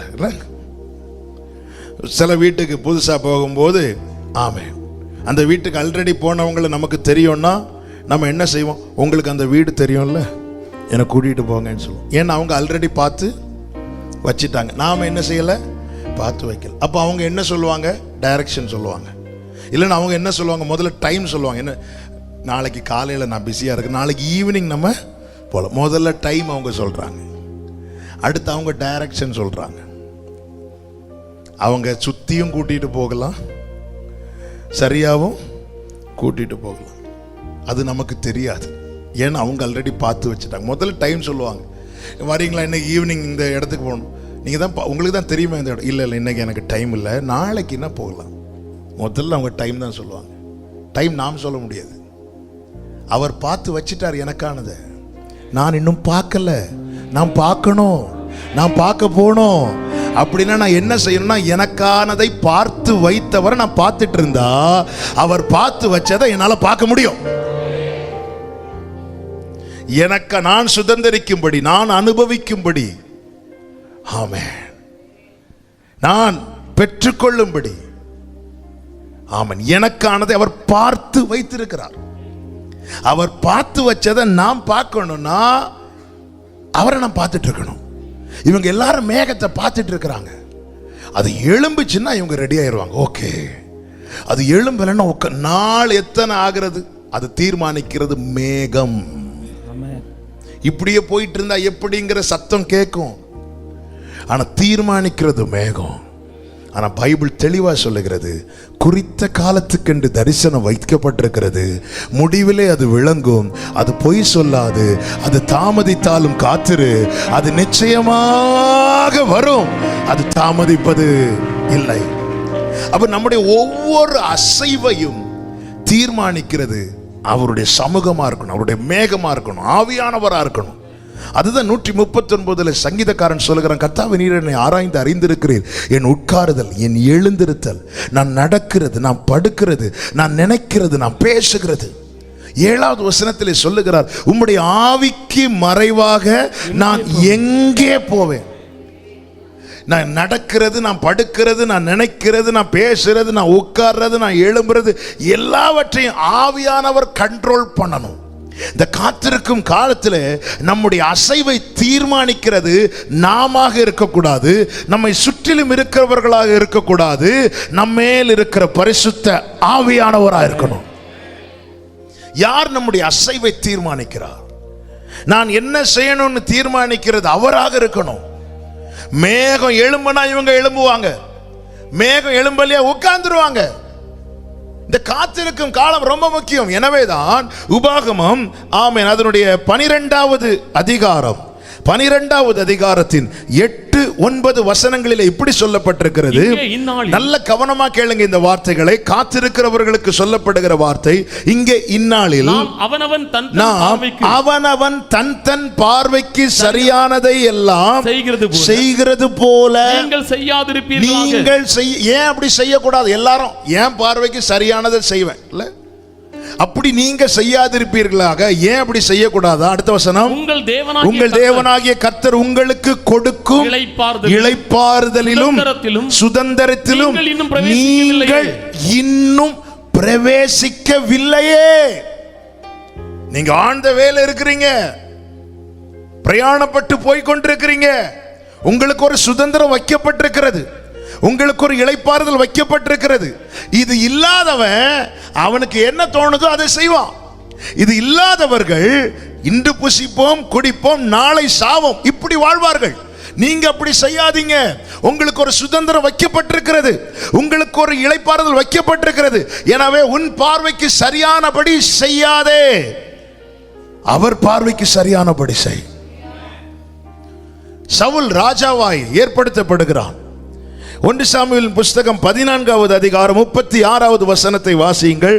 1 சாமுவேல் 14:36. அதற்கு பின்பு சவுல், நாம் இந்த ராத்திரியிலே பெலிஸ்தரை தொடர்ந்து போய் விடியற்கால வெளிச்சமாக மட்டும் அவர்களை கொள்ளையிட்டு அவர்கள் ஒருவரையும் மீதியாக வைக்க. இப்படி சவுல் சொன்னதும் ஜனங்கள்லாம் என்ன சொல்றாங்க? அடுத்த வார்த்தை, அதற்கு அவர்கள் உம்முடைய கண்களுக்கு நலமானபடி எல்லாம் செய்யும் என்றார்கள். இப்படி சொல்றதுக்கு ஒரு கூட்டம் எப்பவுமே சுத்தி இருப்பாங்க. உங்களுக்கு எது சரின்னு தோணுதோ, உங்களுக்கு எது சரின்னு தோணுதோ அது செய்யுங்க. உங்களுக்கு எது சரியா படுதோ அது செய்யுங்க. அடுத்த வார்த்தை வாசிங்க. அப்படியே அடுத்த வார்த்தை அதே வசனம் கடைசி லைன், ஆசாரியனோ நாம் இங்கே தேவ சந்நிதியில் சேர கடவோம் என்றார். நமக்கு தோணும் இந்த காரியம் பண்ண நல்லா இருக்கும், நமக்கு தோன்றதை சுத்தி இருக்கிறவங்க ஆமோதிப்பாங்க. கரெக்ட், உங்களுக்கு எது சரியா தோணுதோ செய்யுங்கன்னு. ஒரு தேவ பிள்ளை எங்க போவான் தெரியுமா? தேவ சந்நிதியில் ஆண்டவரிடத்துல விசாரிக்கணும். வேதம் சொல்லுகிறது, உனக்கு ஒரு இளைப்பாறுதல் இருக்கிறது, உனக்கு ஒரு சுதந்திரம் இருக்கிறது, அதை நோக்கி நீ பயணப்பட்டு கொண்டிருக்கிறாய். உனக்கு தெரியாதது. நான் அதான் சில வாரங்களுக்கு முன்பதாக ஒரு வார்த்தையை சொல்ல வைத்தார் ஆண்டவர்.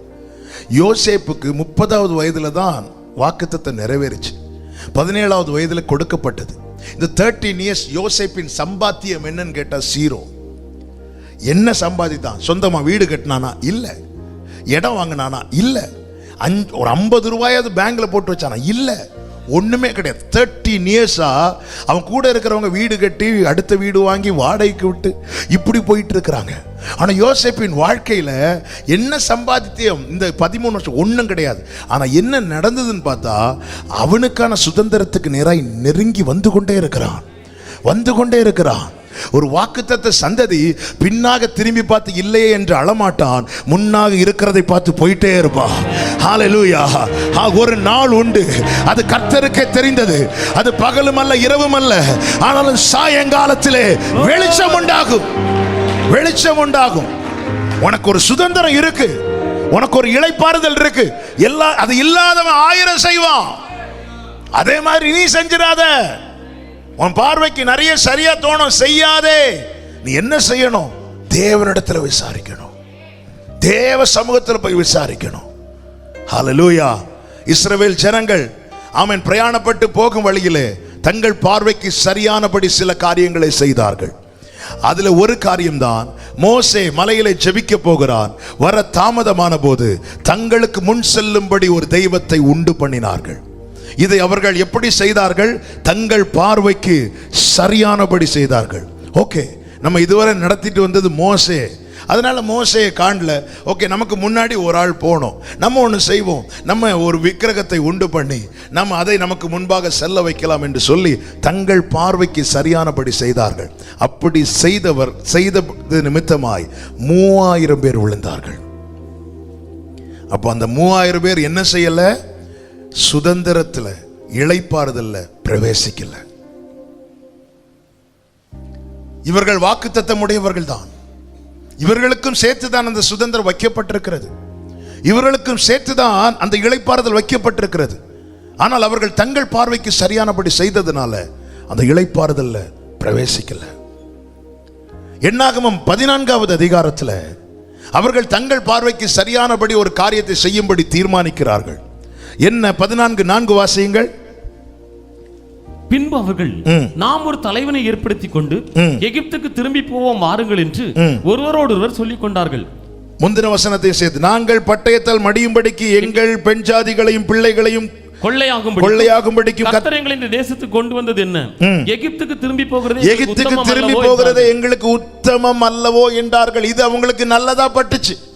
இதனால் அவர்கள் என்ன செய்தார்கள்? தங்கள் பார்வைக்கு நலமானபடி செய்ய, மோசே நிச்சயமா நம்மளை எகிப்து கொண்டு போக மாட்டார், அவர் நேரம் எங்க தான் போயிட்டு இருக்கிறார்? கானானுக்கு தான் போயிட்டு இருக்கிறார். எனவே தங்களுக்கு ஒரு தலைவனை ஏற்படுத்தி கொள்ளும்படிக்கு அவர்கள் சொல்லிக் கொண்டார்கள். கர்த்தர் தெளிவாய் கட்டளையிட்டார், இவர்களில் ஒருவனும் கானானுக்குள்ளே 22, 23 வசனங்கள்ல ஆமென், அவர்கள் பிதாக்களுக்கு ஆணையிட்டு கொடுத்த தேசத்தை காண மாட்டார்கள். தங்கள் பார்வைக்கு சரியானபடி செய்தவர்கள் ஆமென், தங்களுக்கு நியமித்த அந்த இளைப்பாறுதலை இழந்து போனார்கள். எனவே வேதம் நமக்கு எச்சரிக்கிறது. என்ன எச்சரிக்கிறது தெரியுமா? உனக்கு ஒரு சுதந்திரம் வைக்கப்பட்டிருக்கிறது, உனக்கு ஒரு இளைப்பாறுதல் வைக்கப்பட்டிருக்கிறது. நீ உன் பார்வைக்கு சரியானதை செய்து அதை இழந்து விடாதே. ஹல்லேலூயா. நம்முடைய அசைவையும் நம்முடைய ஒவ்வொரு செயலையும் ஆவியானவர் தீர்மானிக்கட்டும். நான் பாடினோம், என் பேச்சில், என் மூச்சில், என் சொல்லுல, என் செயலில் கலந்திருக்கிறீங்க ஆண்டவரே. ஹல்லேலூயா. சிமியோன் என்கிற தேவ மனிதனை குறித்து வேதம் சொல்லுகிறது. லூக்கா 2வது அதிகாரம் அதனுடைய 25 முதல் வாசித்தால் தெரியும். லூக்கா 2வது அதிகாரம் 25 முதல். அப்பொழுது சிமியோன் என்னும் பெயர் கொண்ட ஒரு மனுஷன் எருசலேமில் இருந்தான். அவன் நீதியும் தேவ பக்தியும் உள்ளவனாயிருந்தான். இஸ்ரவேலின் ஆறுதல் வர காத்திருக்கிறவனாயும் இருந்தான். அவன் மேல் பரிசுத்த ஆவி இருந்தார். அவன் மேல் பரிசுத்த ஆவி இருந்தார் என்றால் ஒரு காரியத்தை கூட சொல்ல முடியும், அவன் பரிசுத்த ஆவியானவருக்கு கீழே இருந்தான். மேகம் மேல இருக்கணும், ஜனங்க கீழே இருக்கணும். நம்முடைய வாழ்க்கை மேக வாழ்க்கையா இருக்கணும், வேக வாழ்க்கையா இருக்கக்கூடாது. இன்னைக்கு எல்லாமே வேகமா நடக்கணும். ஆமென். ஏன் இது இவ்வளவு ஸ்பீடா செய்றீங்க? எல்லாம் ஃபாஸ்டா பண்ணணும். வேகத்தின் அடிப்படையில் அல்ல, மேகத்தின் அடிப்படையில் செய்யணும். ஹல்லேலூயா. பரிசுத்த ஆவி அவன் மேல் இருந்தார்னா அவன் பரிசுத்த ஆவியானவருக்கு கீழே இருந்தான். மேகத்துக்கு கீழே இருக்கணும். அவர் தான் தீர்மானிக்கணும் நம்முடைய அசைவை. அப்படி இருக்கிறவனுக்கு அவர் செய்கிற 5 காரியங்களை நான் சொல்லி ஜெபிக்க விரும்புகிறேன். 1, அதனுடைய 26வது வசனம், கர்த்தருடைய கிறிஸ்துவை நீ காணும் முன்னே மரணமடைய மாட்டாய் என்று பரிசுத்த ஆவியினாலே அவனுக்கு அறிவிக்கப்பட்டது. மேகத்துக்கு கீழே இருந்தார். பரிசுத்த ஆவியானவருக்கு கீழே இருக்கிறவனுக்கு பரிசுத்த ஆவியானவராலே அவனுக்கான ரேமா, அவனுக்கான வாக்குத்தத்தம் அவனுக்கு சொல்லப்படும். ஹல்லேலூயா. எதிர்காலத்தை கேட்க ஒரு தீர்க்கதரிசிகள்கிட்ட போக வேண்டிய அவசியம் கிடையாது. தீர்க்க தரிசனம் உண்டு, தீர்க்கதரிசிகளும் இருக்கிறார்கள். ஆனால் ரட்சிக்கப்பட்ட தேவ பிள்ளை குறி கேட்கிறது போல தீர்க்கதரிசிகள்கிட்ட போக வேண்டிய அவசியம் கிடையாது. பரிசுத்த ஆவியானவர் உங்க மேல இருந்தா உங்க நாளைய குறித்து அவர் உங்களுக்கு சொல்லுவார். ஹல்லேலூயா. அவர் சொல்லி இருந்தார், அவர் தீர்க்க தரிசனம் உரைப்பார். பரிசுத்த ஆவியானவர் சொல்லி இருந்தார், அப்ப அறிவிக்கிறார். 2வது பாருங்கள், அதே வசனத்தில் என்ன சொல்லப்பட்டிருக்கிறது? கர்த்தருடைய கிறிஸ்துவை நீ காணும் முன்னே மரணமடைய மாட்டாய். அப்ப தேவன் எதை அறிவித்தாரோ அது நிறைவேறும் வரைக்கும் அவன் பாதுகாக்கப்படுகிறான். பரிசுத்த ஆவிக்கு கீழே இருக்கிறவன் ஆமென், அவனுக்கு தெரிவிக்கப்படுகிறது. தெரிவிக்கப்பட்ட வாக்கியம் அவன் வாழ்க்கையில் நிறைவேறும் வரைக்கும் அவன் பாதுகாக்கப்படுகிறான். நமக்கு நன்றாய் தெரியும், யார் வனாந்தரத்தில் மடிந்தார்கள்? மேகத்துக்கு கீழே இருந்தவர்களா? இல்ல, எகிப்துக்கு திரும்பினவர்கள், மேகத்தை விட்டு விலகினவர்கள். மேகத்துக்கு கீழே இருந்தவர்கள் யார்? யோசுவா, காலேப் உத்தமமாய் பின்பற்றினார்கள். மேகம் ஒருபோதும் எகிப்தை நோக்கி செல்லாது. எகிப்தை நோக்கி செல்ல விரும்புகிறவர்களால் மேகத்துக்கு கீழே இருக்க முடியாது. அதனாலதான் அவன் தன் பார்வைக்கு சரியானபடி செய்துவிட்டு கர்த்தாவே காரியத்தை வாய்க்க பண்ணும் என்றால் வாய்க்க பண்ண மாட்டார். அவர் மீண்டும் எகிப்துக்கு கொண்டு போக மாட்டார். ஹல்லேலூயா. குயவன் வீட்டுக்கு எரேமியாவை கொண்டு போய் என்னத்தை காண்பித்து கொடுத்தார்? களிமண் கையில் வனைந்து கொண்டிருக்கும் போது கெட்டு போயிற்று. கெட்டு போனதை களிமண்ணுடைய இஷ்டத்தின்படி அவர் மீண்டும் வனையவில்லை. சரி போ, எப்படியும் பழைச்சு போ, அப்படி சொல்லல. தன் பார்வைக்கு சரியானபடி அவர் நீதியை விட்டு எவ்வளவு வேணும், உண்மையில் பிசகாதவர் அவர், நீதி தவறாதவர் அவர், பரிசுத்தத்தில் எவ்வளவு வேணும் குறையாதவர் அவர். ஹல்லேலூயா. ஆமென். கர்த்தருக்கு மகிமை உண்டாவதாக. அவர் தெரிவிக்கிறார். தெரிவிக்கிறவர் என்ன செய்கிறார்? அது நிறைவேறும் வரைக்கும் அவனுடைய தீபம் அணையாதபடிக்கு காக்கிறார். அதான் சொல், நீ மரணம் அடைய மாட்டாய்.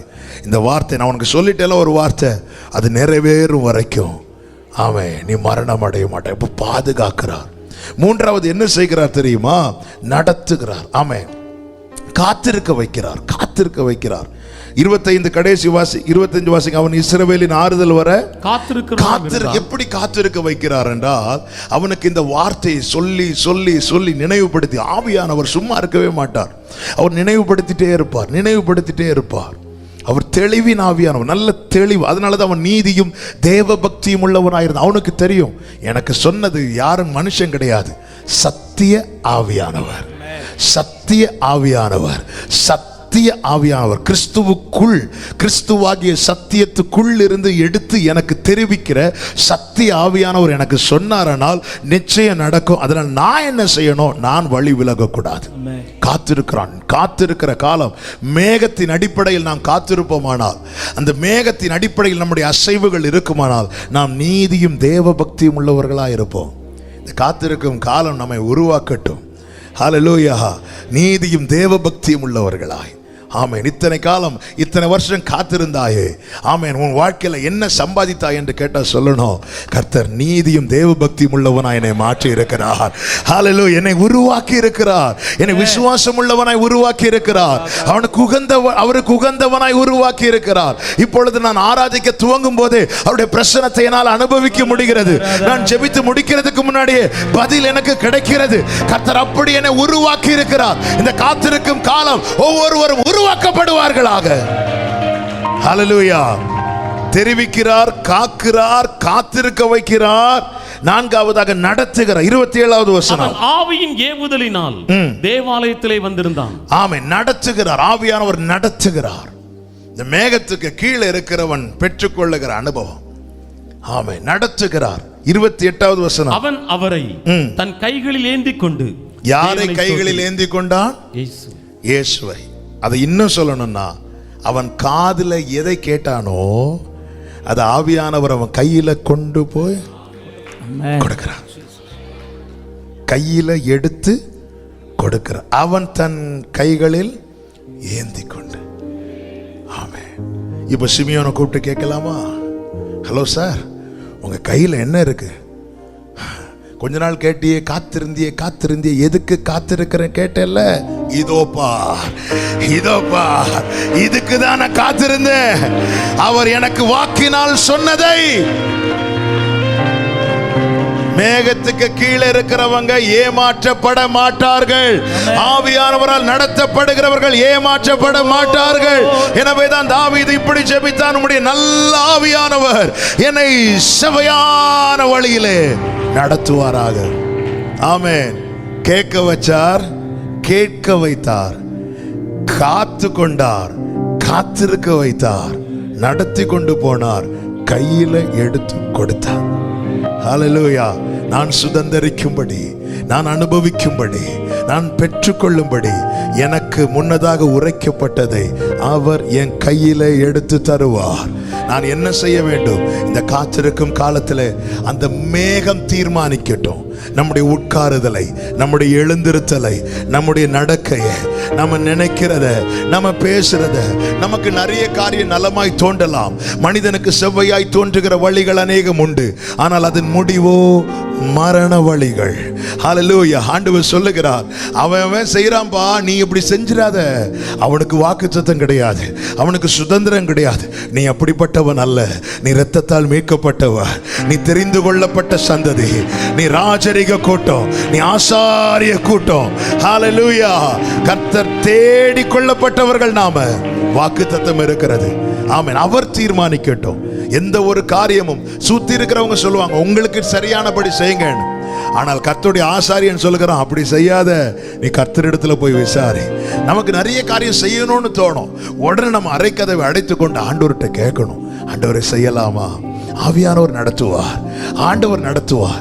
ஆண்டவர்கிட்ட சொல்லணும், ஆண்டவர் இந்த காரியம் எனக்கு செய்யணும்னு தோணுதுப்பா, செஞ்சா நல்லா இருக்குன்னு தோணுது, என் ஃபியூச்சருக்கு இதை பண்ணா நல்லா இருக்கும்னு தோணுது, என் பிள்ளைக்கு இதை செஞ்சா நல்லா இருக்கும்னு தோணுது. ஆனா இது நீர் வைத்த சுதந்திரத்தை என்னை அனுபவிக்க விடாமல் பண்ணுமானால் தயவாக தட்டி போட்டுருங்க ஆண்டவரே, தயவாக இந்த காரியத்தை வாழ்க்கையில் அனுமதிச்சிடாதீங்க ஆண்டவரேன்னு சொல்லி அர்ப்பணிப்போடு அவரிடத்துல தேடும் போது, ஆமென், அவர் நம்மை செவ்வையான வழியில நடத்துவார். நாம் வலதுபுறம் இடதுபுறம் சாயும் போது காது காதுகளே சத்தம் கேட்கும், வழி இதுவே, இதிலே நடவுங்கள். ஆமென். என்னை கேட்கிற ஒவ்வொருவருக்கும் சொல்லுகிறேன், அவர் பார்த்து வச்சதை நிச்சயமா பார்க்கணும். ஆமென். வலது கரத்தை உயர்த்தி சொல்லுங்க, ஆண்டவரே நீர் பார்த்து வைத்த சுதந்திரத்தை நானும் என் குடும்பமும் பார்க்கணும் ஆண்டவரே, அதுல பிரவேசிக்கணும்பா, அதை அனுபவிக்கணும் ஆண்டவரே. கர்த்தர் அதற்கு நேராய் நடத்துவீராக. என்னுடைய ஒவ்வொரு அசைவையும் தீர்மானிப்பது நீங்கதான், இனி நீங்கதான். எத்தனை பேர் விட்டு கொடுக்கிறீங்க? எத்தனை? ஒரு 2 நிமிஷம் அப்படியே ஜெபம் பண்ணுங்க பார்க்கலாம். என்னுடைய அசைவை, என்னுடைய உட்காருதலை, என்னுடைய எழுந்திருத்தலை, நான் நடக்கிறது, நான் படுக்கிறது, நான் நினைக்கிறது, நான் பேசுகிறது, ஆண்டவர் இதுவரை நான் தீர்மானித்தேன், இதுவரை என்னை சுற்றி இருக்கிறவங்க தீர்மானிச்சாங்க இல்ல ஆண்டவரே, இல்லப்பா ஆண்டவரே, நீர் என் முன்னாக செல்லுகிறீர். என்னுடைய அசைவை நீங்க தீர்மானிக்கணும். நீங்க அப்படியே ஜெபம் பண்ணுங்க, அப்படியே ஜெபம் பண்ணுங்க. லஹட்டா ரபா கபாதா ரபா, பிரேயர் பண்ணுங்க, அப்படியே பிரேயர் பண்ணுங்க. எத்தனை பேர் விட்டு கொடுக்கிறீங்க? பார்த்து வைத்தது பார்க்கணும். எகிப்திலிருந்து புறப்பட்டது அதிசயம், கானானுக்குள்ளே பிரவேசிப்பது ஆசீர்வாதம். எல்லாரும் அதிசயத்தை கண்டாங்க, ஆனா யோசுவா காலேப் மட்டும் ஆசீர்வதிக்கப்பட்டார்கள். ஆமென். ஹல்லேலூயா, ஹல்லேலூயா. நமக்கான சுதந்திரத்தை வச்சிருக்கிறார், நமக்கான இளைப்பாறுதலை வைத்திருக்கிறார். அதை சுதந்திரிக்கணும். இந்த காத்திருக்கும் காலத்தில் அவனவன் தன் தன் பார்வைக்கு சரியானபடி செய்யாதிருப்பானாக. கர்த்தரிடத்தில் விசாரிக்க கடவன். கர்த்தர் நடத்துவா. கர்த்தர் கொண்டு போகலையா, அமைதியா காத்திருங்க, வெயிட் பண்ணுங்க. உங்களுக்காய் ஒரு சுதந்திரம் வைக்கப்பட்டிருக்கிறது, உங்களுக்காய் ஒரு இளைப்பாறுதல் வைக்கப்பட்டிருக்கிறது. எத்தனை பேர் இந்த கால வேளையில, இந்த ஆராதனை வேளையில இன்று முதல் ஆமென். சவுல் சொல்றான் ஒரு காரியத்தை, சுற்றி இருக்கிறவங்க சொல்றாங்க சரிதான் செய்யுங்கன்னு, ஆனா கர்த்தருடைய ஆசாரியன் சொல்றான் அப்படி செய்யாதீங்க, கர்த்தரிடத்தில் விசாரிக்க கடவோம். ஆமா, இன்று முதல் என்னுடைய அசைவை தீர்மானிப்பது நீங்க தான் இருக்கணும், நீங்க தான் இருக்கணும். எத்தனை பேர் உண்மையா சொல்றீங்க ஆண்டவர் சமூகத்துல? என்னுடைய உட்காருதல், என்னுடைய எழுந்திருத்தல், அப்படி சொல்றவங்க 2 கரங்களை வானத்துக்கு நேராக உயர்த்தி ஆண்டவரை பார்த்து சொல்லுங்க, என்னுடைய அசைவை தீர்மானிங்க. என் நினைவுகளை நீர் அறிவி, என்னுடைய ஒவ்வொரு அசைவை நீங்க தீர்மானிக்கணும். நீங்கள் இன்னும் இளைப்பாறுதலில் பிரவேசிக்கவில்லையே அன்பு சகோதர சகோதரி, ஃபியூச்சரை வேதம் முன்னதாக கண்டதுனாலதான். உனக்கு ஒண்ணுமே இல்லாத போது அப்படிப்பட்ட வாக்குத்தத்தங்கள் உன் காதுகளில் கேட்கப்படும். என் அசைவை நீங்க தீர்மானிங்க. அசைவை கர்த்தர் தீர்மானிக்கணும்னா நீங்க மேகத்தையே பார்த்துட்டு இருக்கணும், அவருடைய சமூகத்தையே தேடணும். ஆசரிப்பு தேவ சமூகத்தை விட்டு பிரியாது இருக்கணும், தேவ சமூகத்தை விட்டு விலகாது இருக்கணும். அவர்கிட்ட கேட்கணும். நிறைய காரியம் செய்யணும்னு தோணும் போது வேகமா செஞ்சிடாதீங்க. அவங்கள விட நான் ஃபர்ஸ்ட் செய்யணும் செய்யாதீங்க, வெயிட் பண்ணுங்க. ஆண்டவர்கிட்ட கேளுங்க, இது சரிதானா ஆண்டவரே, இது சரிதானா? கர்த்தரிடத்துல விசாரிப்போம், கர்த்தரிடத்துல கேளுங்க. கர்த்தர் நடத்துவார், கர்த்தர் நடத்துவார். 3 நாள் மட்டும் தேவன் குறித்த நாளை தாண்டி கொண்டு போக மாட்டார். அந்த நாள் வரும்போது அவர் பார்த்து வைத்ததை நம் கண்கள் காணும்படி செய்வார். ஹல்லேலூயா, ஹல்லேலூயா. அப்படி எழுந்து நிற்கலாமா? ஒரு பாடலை மாத்திரம் பாடி நம்ம ஜெபித்து முடிக்க போகிறோம். உமக்கு பிரியமானதை செய், எனக்கு கற்று.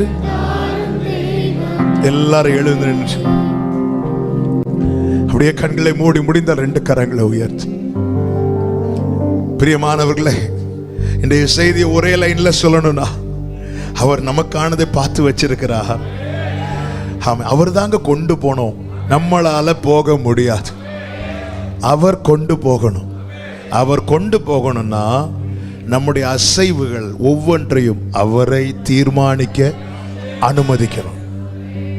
சில சொல்லுவாங்க தெரியுமா, நீ ஏன் விஷயத்துல, ஒரு நிமிஷம் கவனிங்க, ஏன் விஷயத்துல நீ தலை போடக்கூடாதுன்னு ஒருத்தங்க நம்மளை பார்த்து சொன்னா அதுக்கப்புறம் அவங்க கிட்ட ஏதாவது சொல்லுவோமா? நம்ம சொல்ல மாட்டோம். நம்ம பலர் ஆவியானவர்கிட்ட இப்படிதான் சொல்லாம சொல்லி வைத்திருக்கிறோம்.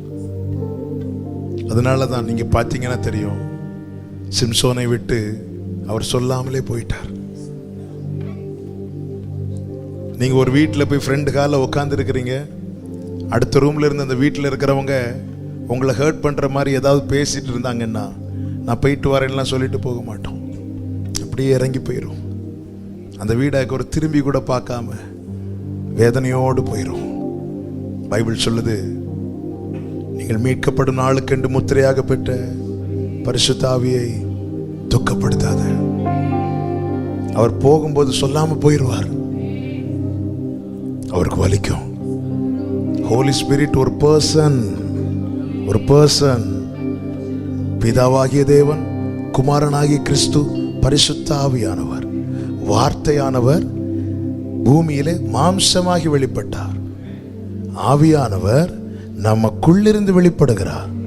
அப்ப அவரை நாம செயல்பட விடணும்னா என்னுடைய அசைவுகள் ஒவ்வொன்றையும் அவர் தீர்மானிக்கணும். ஆவி மாம்சத்துக்கு விரோதமாய், மாம்சம் ஆவிக்கு விரோதமாய் இச்சிக்கிறது, ஒண்ணுக்கொன்னு போராடுது. ஆவியானவர் பரிசுத்தத்துக்கு நேராக என் கையை உயர்த்த தீர்மானிக்கும் போது, இல்லை நான் பாவம் தான் செய்வேன்னு சொல்லிட்டு நான் எதிர்த்து நிற்பேனானால் அந்த இடத்துல நான் அவரை துக்கப்படுத்துகிறேன். இந்த கரங்களை பரிசுத்த கரங்களாக்கி கர்த்தருக்கு நேராக உயர்த்துவது ஆவியானவருடைய தீர்மானமாக இருக்கிறது. இல்லை நான் இந்த கையினால பாவம் தான் செய்வேன் என்றால் அவர் என்னுடைய அசைவை தீர்மானிக்க நான் தடுக்கிறேன். என்ன சொல்றேன்னா, என் விஷயத்துல நீங்க தலை போடக்கூடாதுன்னு சொல்றேன். இந்த கண்கள் பரிசுத்தரை பார்க்க வேண்டும் என்பது ஆவியானவருடைய தீர்மானமா இருக்க, இல்லை நான் பாவத்தை தான் பார்ப்பேன் என்று சொல்லி நான் எதிர்த்து நிற்பேன். ஆனால் நான் அவரிடத்துல என்ன சொல்லுகிறேன் தெரியுமா, என் விஷயத்துல நீங்க தலை போடக்கூடாதுன்னு சொல்றேன். என் கால்கள் செம்மையான இடத்துல நிற்க வேண்டும் என்பது ஆவியானவருடைய தீர்மானமா இருக்க, இல்ல நான் இந்த இடத்துல தான் போவேன், துன்மார்க்கருடைய வழியில தான் போவேன், பாவிகளுடைய வழியில தான் போவேன் என்று நான் எதிர்த்து நிற்பேன். ஆனால் நான் என்ன சொல்லுகிறேன் தெரியுமா, அவரிடத்துல என் விஷயத்துல நீங்க தலை போடக்கூடாதுன்னு சொல்றேன். அவரை குறித்த நினைவு எனக்குள்ள இருக்க வேண்டும் என்பது ஆவியானவருடைய தீர்மானமா இருக்க, நான் பாவத்தை குறித்தும் இச்சையான காரியங்களை குறித்தும் அல்லது பகையை குறித்தும் கசப்பான காரியங்களை குறித்தும் நான் நினைத்து கொண்டிருப்பேன். ஆனால் நான் அவரிடத்தில் என்ன சொல்லுகிறேன் தெரியுமா, என் விஷயத்துல நீங்க தலை போடக்கூடாதுன்னு சொல்றேன். எவன் ஒருவன் தன்னுடைய முழு அசைவையும் தீர்மானிக்கிறது ஆவியானவராய் இருக்க வேண்டும் என்று அர்ப்பணிக்கிறார்களோ அவர்கள் நிச்சயமாக அவர் வைத்த சுதந்திரத்தை காண்பார்கள், சுதந்திரிப்பார்கள். நம்முடைய அசைவை அவர் தீர்மானிக்கட்டும். அப்படியே கண்களை மூடி 2 கரங்களை உயர்த்தி, மேக ஸ்தம்பமே, அக்கினி ஸ்தம்பமே, தேற்றும் தெய்வமே, துணையாளரே, மேக ஸ்தம்பமே,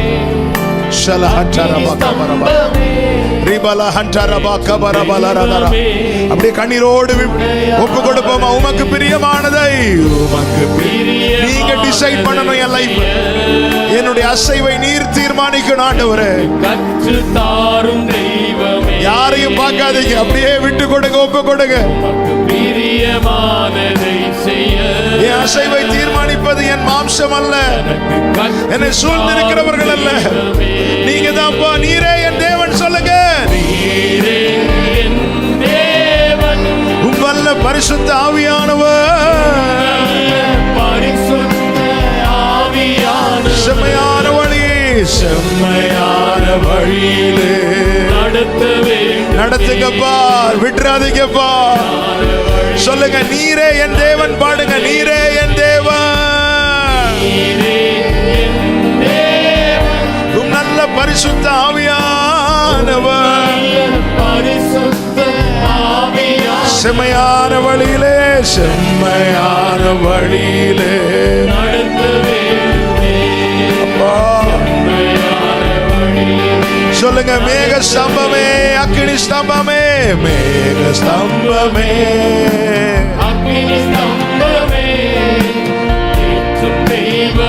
ஹல்லேலூயா. மேக ஸ்தம்பமே, அக்கினி ஸ்தம்பமே, ஏற்றும் தெய்வமே, ஹல்லேலூயா. உம்மை நோக்கி என் கைகளை உயர்த்தி உயர்த்தி மகிழ்கின்றேனையா, உம்மை நோக்கி என் கைகளை ஹல்லேலூயா. உயர்த்தி மகிழ்ந்தேன். வறண்ட நிலம் தவிப்பது போல, வறண்ட நிலம் தவிப்பது போல் என் ஆத்மா உமக்காக, என் ஆத்மா உமக்காக ஒவ்வொரு நாளும் ஏங்கி தவிக்கட்டும் ஐயா. எத்தனை பேர் சொல்வீங்க எனது ஏக்கமேன்னு சொல்லி பாடுங்காமே, எனது ஏக்கமே, எனது பிரியமே, எனது பாசமே, எனது ஆசையே, எனது ஹல்லேலூயா. எனது ஏக்கமே, எனது பிரியமே, ஹல்லேலூயா. ஆமென் சொல்லுங்க. மேக ஸ்தம்பமே, அக்கினி ஸ்தம்பமே, மேக ஸ்தம்பமே, அக்கினி ஸ்தம்பமே, ஹல்லேலூயா ஹல்லேலூயா. தீபமே, துணையாளரே, மேக ஸ்தம்பம், ஸ்தம்பமே, அக்கினி ஸ்தம்பமே, ஏற்றும் தெய்வமே, துணையாளரே. நல்ல கரங்களை தட்டி ஆண்டவருக்கு மகிமை. நம்முடைய அசைவை அவர் தீர்மானிக்கட்டும். அவர் நடத்தி செல்வார். நமக்கானதை தேடி காண்பித்து தருவார். அவர் பார்த்து வைத்ததை நாம் பார்க்கும்படிக்கு தேவன் அனுகிரகம் பண்ணுவார். ஆமென் ஆமென். ஹல்லேலூயா ஹல்லேலூயா. Thank you Father, thank you Jesus. பரிசுத்த பிதாவே, நல்ல தகப்பனே, நன்றியோடு துதிக்கிறோம், ஸ்தோத்தரிக்கிறோம். இப்படி மிகுந்த கிருபையினால் உங்க சமூகத்தில் எங்களை கொண்டு வந்து உம்மை ஆராதிக்க துதிக்க பாட வைத்தீரே. ஸ்தோத்திரம் அப்பா. எங்களோடு பேசினீர் ஆண்டவரே. எங்களுக்காக ஏற்படுத்தின உம்மால் ஆயத்தமாக்கப்பட்ட சுதந்திரத்தை நீர் பார்த்து வைத்திருக்கிறீர். அதற்கு நேராக எங்களை நடத்தி கொண்டு போகிறீர். நாங்கள் உம்மை நோக்கி பார்த்து உமக்கு எங்களை முழுமையாய் அர்ப்பணித்து ஆண்டவரே அப்பா, நீர் எங்களை நடத்தி கொண்டு போகும் பாதையிலே நடந்து நீர் ஆயத்தம் பண்ணின ஆசீர்வாதத்தை சுதந்திரிக்க கர்த்தர் எங்களுக்கு அனுகிரகம் பண்ணுவீராக. எங்களுடைய ஒவ்வொரு அசைவையும் நாங்கள் எல்லாம் தீர்மானிப்பது, எங்களை சூழ்ந்திருக்கிறவர்கள் எல்லாம் தீர்மானிப்பது ஆவியானவரே நீரே தீர்மானித்து நடத்துவீராக, நீரே தீர்மானித்து நடத்துவீராக. அதற்காக எங்களை முழுவதுமாக அர்ப்பணிக்கிறோம், ஒப்பு கொடுக்கிறோம். ஒவ்வொருவரையும் பாதுகாத்துக் கொள்ளும். இந்த அனுபவத்திலே நடத்தி நன்மையை சுதந்திரிக்க கர்த்தர் கிருபை செய்தருளும். சமாதானத்தோடு அனுப்பும். மகிமை கன உமக்கே செலுத்துகிறோம் இரட்சகர் இயேசு கிறிஸ்துவின் நாமத்தில் பிதாவே, ஆமென். சேர்ந்து சொல்லுமே, என் ஆத்துமாவே கர்த்தரை ஸ்தோத்திரி, முழு உள்ளமையோருடைய பரிசுத்த நாமத்தை ஸ்தோத்திரி. என் ஆத்துமாவே கர்த்தரை ஸ்தோத்திரி, கர்த்தர் செய்த சகல உபகாரங்களை மறவாதே. ஆமென். நம்முடைய கர்த்தராகிய இயேசு கிறிஸ்துவின் கிருபையும் பிதாவாகிய தேவனுடைய அன்பும் பரிசுத்த ஆவியானவருடைய ஐக்கியமும் சிநேகமும் பாதுகாவலும் நம் அனைவரோடும் எல்லா பரிசுத்தவான்களோடும் கூட கர்த்தருடைய வருகை மட்டும் தங்கி இருப்பதாக. ஆமென். ஹல்லேலூயா. God bless you. சமாதானத்தோடு போய் வாருங்கள். கர்த்தர் உங்களை ஆசீர்வதிப்பார்.